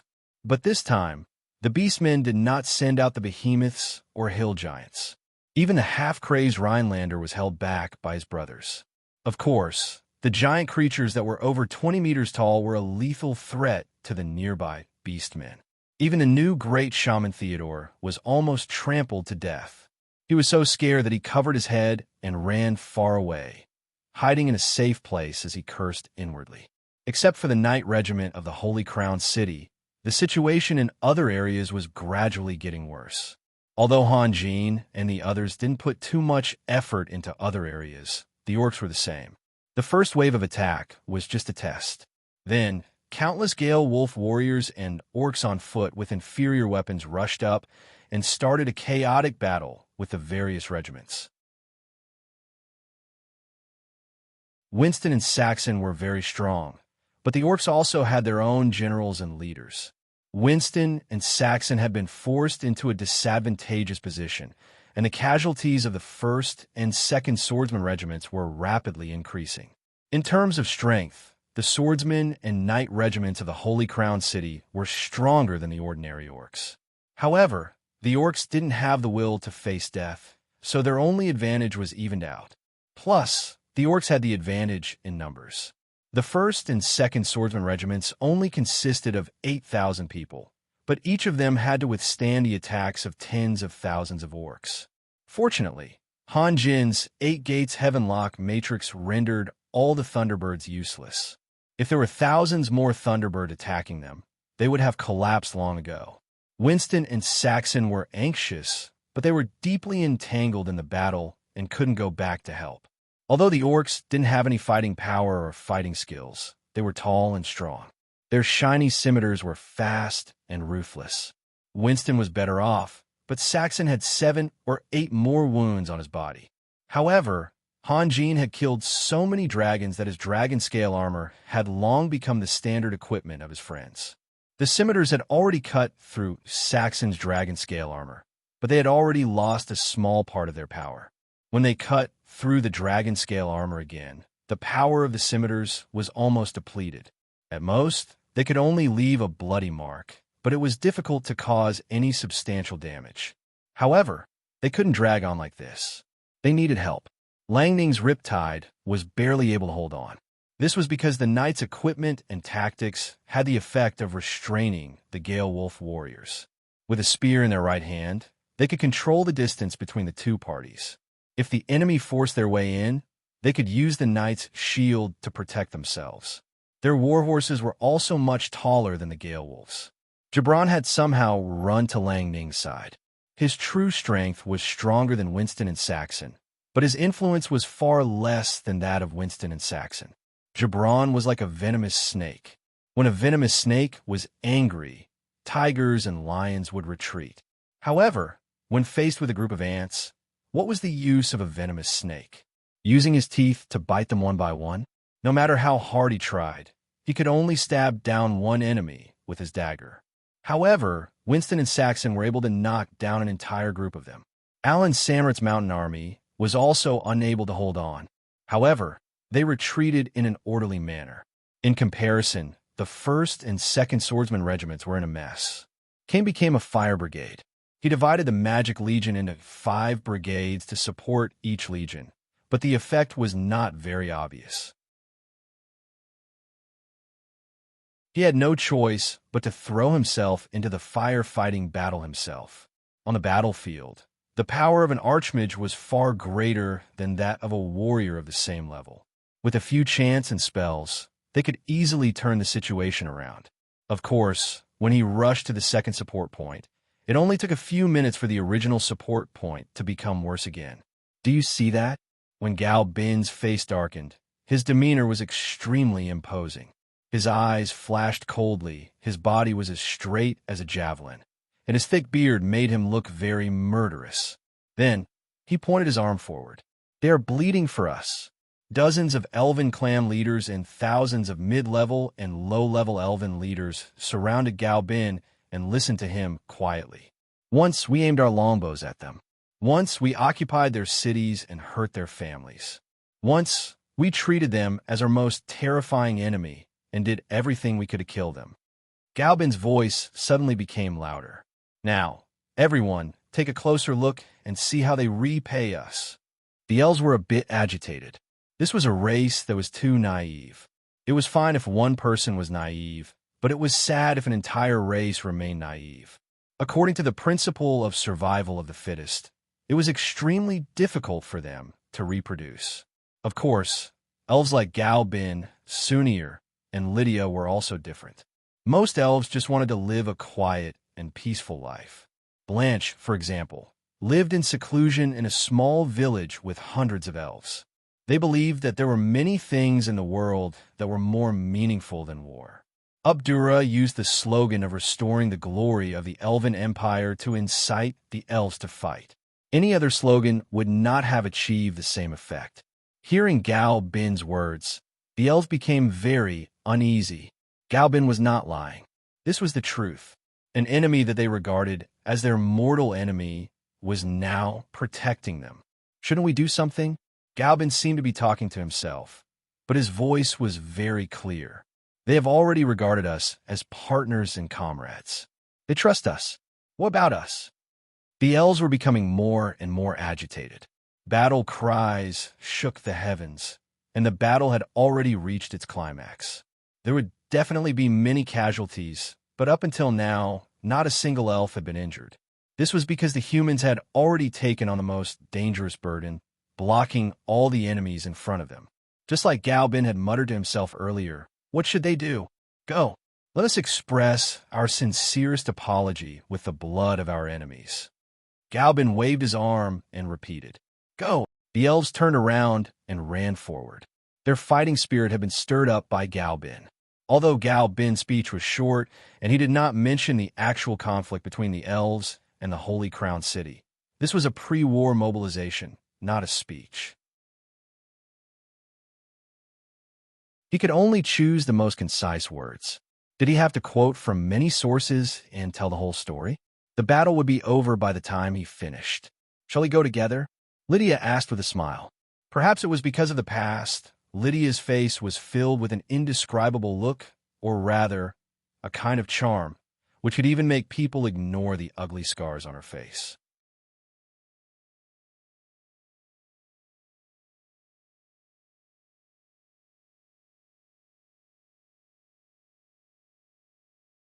However, when his body shot out in the air, he realized that his reaction was completely unnecessary. Dominique rolled and stood up as if nothing had happened. No expression could be seen from her silver eyes. She licked the blood that seeped out of the corner of her mouth with the tip of her tongue. Then, she yelled and pounced at the silver behemoth again. The other silver behemoths didn't intend to help their companions. They went straight ahead and rushed toward the battle formation of the Knight Regiment of the Holy Crown City. The goal of the orcs was not to kill all their opponents, but to open a way out. Another silver behemoth lifted its huge leg and stomped heavily on the ground. It was still the wild trample. After withstanding 2 charges and the projection of the hill giant, there were only 2,000 knights left in the Holy Crown City. This time, the coverage of the wild trample was even wider than the previous one. The knights who had rolled on the ground from their horses were all turned into statues and became stiff. The knights on horseback also fell off their horses. Their movements were as neat as the drill. The next moment, more than a dozen silver behemoths rushed into the battle formation. The knights of the Holy Crown City had no power to resist. Every time the behemoth's sharp fingertips swept, more than a dozen knights would be torn into pieces. What was more, the tip of the knight's spear could only reach the legs of the behemoths. What was the point of attacking this part? Then, another behemoth lifted its leg and stomped heavily on the ground. Boom! No matter whether they had climbed up or were still struggling on the ground, all the knights were turned into statues at the same time. Even some of the elves in the rear were affected. The silver Pegasus they were riding fell down one after another. The knights had suffered 2 one-sided massacres. Although this time was also a massacre, it was much more miserable than the previous one. At least they could scream, dodge, and retreat. But now they could only watch the sharp fingertips scratching their bodies. All the people who saw this scene were shocked. Everyone knew that the orcs had the most powerful and ferocious impact force in the world. However, seeing was never as good as hearing. More than a dozen silver behemoths alternately used the wild trample and rushed forward in a spurt of energy. Who could stop them? Their killing intent soared to the sky, and they were unstoppable. With one step, they could cross 20 to 30 meters. Their bodies were as fast as lightning, and every time they waved their thick, giant arms, they could easily wipe out the lives around them. With one wild stomp, they could turn the warriors within hundreds of meters into lambs waiting to be slaughtered, losing all resistance. Such a tactic was too cruel and vicious. Solomon had the world's top magician legion, but he had never formed an excellent knight and swordsman legion. Perhaps he had long known that it was meaningless, so he gave up. The purpose of the knight and swordsman legion was very clear. If they were not allowed to fight against the orcs, it meant that the knight and swordsman legion had lost their value. If they were allowed to fight, who could bear such a destructive consumption? Spread out, Galbin shouted. He immediately jumped on the silver Pegasus and took the lead to retreat to the side. He no longer had the ability to save the elves who were knocked over. Otherwise, this elite silver Pegasus legion would all be left here. Lydia drew her longbow and gently released the arrow. The arrow suddenly turned into a flaming dragon and flew straight towards a behemoth. The behemoth stood there blankly. It watched the flaming dragon hit its chest without any reaction. Wild trample was a battle technique that did not differentiate between friend and foe. Apart from the Golden Blood Clan's warriors who were naturally immune to it, all other life forms would be affected. The behemoths were no exception. With a loud explosion, the fire dragon turned into a burning cloud and wrapped the behemoth in it. Then Lydia jumped onto the silver Pegasus and followed Galbin. Sunir, on the other hand, didn't move. She looked around as if she was looking for something. Sunir, Galbin called out anxiously. Sunir gritted her teeth and finally jumped on the Pegasus and rushed towards Galbin. A behemoth rushed to the front and stomped heavily on the ground. Another shockwave swept out in all directions. Ultimate Berserk and Wild Trample were the 2 trump cards of the orcs. As long as they were close enough, no one could stop them. Hundreds of elves who were unable to dodge in time fell from their Pegasus. Fortunately, the behemoths did not care about their lives. The orcs only had one goal: forward, forward, and forward. The beam-and behemoths and the hill giants all suffered, especially the beam-and behemoth that was still burning. The stun effect hadn't disappeared yet, and it was once again affected by wild trample. It didn't even have the chance to cry out. Its huge body looked like a giant torch. Galbin and Lydia had cooperated for dozens of years and had reached the level of telepathy. They did not need to talk to each other. Immediately, one turned to the north, while the other turned to the south. The Pegasus Legion naturally divided into 2 groups, one following Galbin and the other following Lydia. For Galbin, this kind of casualty was a common thing. It did not affect his fighting spirit at all. But because the elves were not good at close combat, they temporarily gave up the middle. The battle was not over yet. The cynicism that always hung around the corner of his mouth had completely disappeared. His mouth's shape and eyebrows were very similar to Sunir's. On Sunir's body, it was called sexy, but on Gaobin's body, it was a bit weak.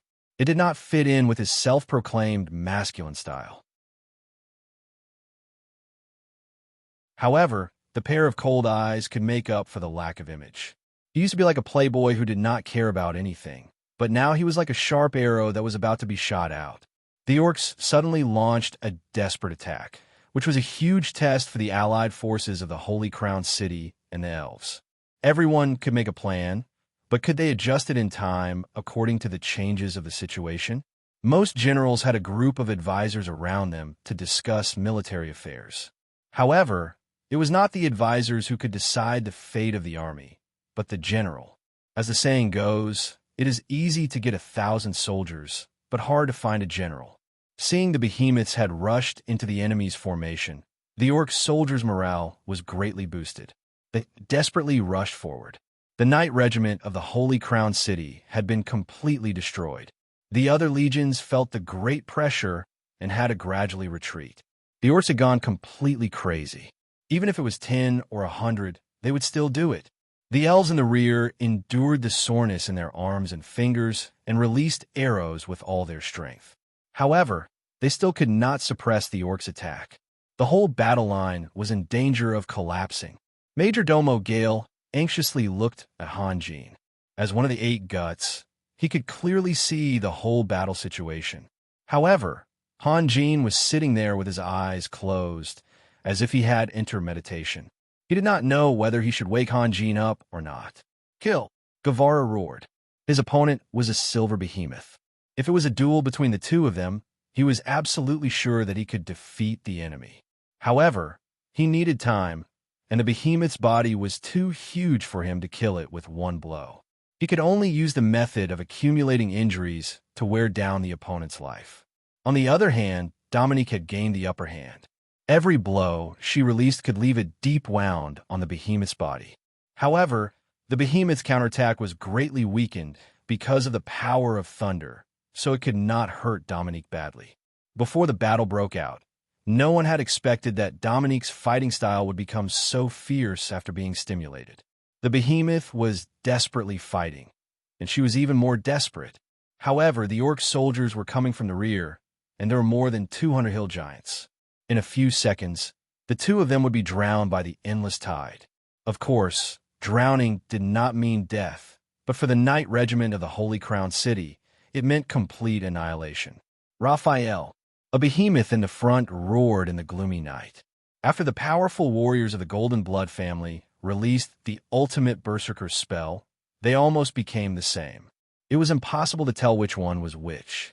However, when the roar rolled out, the 8 guts immediately recognized that it was Lionel. Hanjin suddenly opened his eyes. He sneered and waved his hand. A deep and bright purple light shot into the sky, then exploded into clouds and fell to the ground. An incredible scene appeared. Every shining star turned into a Hanjin when it fell to the ground. In an instant, thousands of Hanjin stood in front of the behemoths. The concealing effect of the 8 gates heaven-lock matrix suddenly disappeared, and the behemoths could clearly see the boundless Hanjin army. This was an avatar that could transform into billions of avatars. The roar stopped abruptly, and so did the behemoths. Lionel wanted to fight Hanjin to death, but he wanted to fight one Hanjin. What did it mean to have so many behemoths? Guevara almost staggered. Major Domo Gale was stunned. Dominique's momentum also weakened. Galvin opened his mouth wide, and Sunir stared blankly. It had nothing to do with how much experience they had, because this was a kind of magic that they could not understand at all. They could understand the Red Lotus Hellfire as having incomparably powerful offensive power. They could understand the Earth Meld as Hanjin being protected by Mother Earth. They could understand the Flying Sword as Hanjin having mysterious alchemy. But now, thousands of behemoths of Hanjin had appeared. How could they understand this? Only gods could have avatars, but the avatars of gods were also limited. They had never heard of a god having thousands of avatars. If there really was such a god, then there would have been a clear result in the Age of Gods countless years ago. It would be impossible for tens of millions of creatures to die for nothing, and in the end, it was still unclear. If Tobias and Spencer saw this scene, they would also be stunned. However, they only saw thunderbirds that covered the sky. On one side, they mainly used fire magic, while on the other side, all they released were lightning magic. In the intense bombardment, groups of thunderbirds turned into charcoal and fell from the sky. There were also magicians who lost their lives or were seriously injured and fell like stones. Although they could instantly release meteor shower, it was affected by the resonance of elements. If hundreds of thunderbirds attacked a single magician, their magic shield would not be able to withstand a single blow, and even Tobias and Spencer would not be able to save them in time. You're looking for me? The Hanjin Legion opened their mouths in an orderly manner, and thousands of voices gathered together and resounded through the sky. It was as if a giant god from ancient times was shouting. Rinal could not help but take a step back. He had thought that it was all an illusion, but from the analysis of the other side's voice, it seemed that it was not. Come! Countless Hanjin legionnaires once again let out the same voice, but their following actions were not the same. The first row of Hanjin legionnaires began to charge forward, and then the second row of Hanjin legionnaires leaped into the air and shot forward. Then, the third and fourth rows followed suit and formed a dozen rows like building blocks, forming a huge wave that could swallow everything. Rinal took another step back and immediately roared again. He did not believe that those shadows were the real Hanjin legionnaires. Otherwise, Hanjin legionnaires would not need the help of others. He could conquer the entire continent by himself. Rinal took a big step forward and charged forward. His charge gave his brothers the courage to form a line and charge forward without hesitation. When the distance between the two sides was less than 10 meters, Rinal let out a deafening roar. His giant claw was like lightning as it slammed into the crazy wave formed by Hanjin legionnaires. Since it was a crazy wave, it was not just a wave. Rinal's palms slammed down, and almost 100 Hanjin legionnaires were sent flying. Then, they turned into purple stars and fell to the ground. However, in an instant, the stars turned back into Hanjin legionnaires and joined the ranks. On the god of war, Hanjin legionnaires performed a spell and then disappeared without trace. Rinal and his brothers were crazily fighting against the countless Hanjin legionnaires. There were too many of them. No matter how fast their attacks were, they could not stop all of the Hanjin legionnaires. They could send hundreds of Hanjin legionnaires flying, but thousands of Hanjin legionnaires would immediately surround them and drown them. The only thing that made the behemoths feel at ease was that those figures did not seem to have any offensive power. In any case, they did not feel any pain. The reason why they had to rely on their senses was because their noses, eyes, ears, and even their entire bodies were filled with Hanjin legionnaires.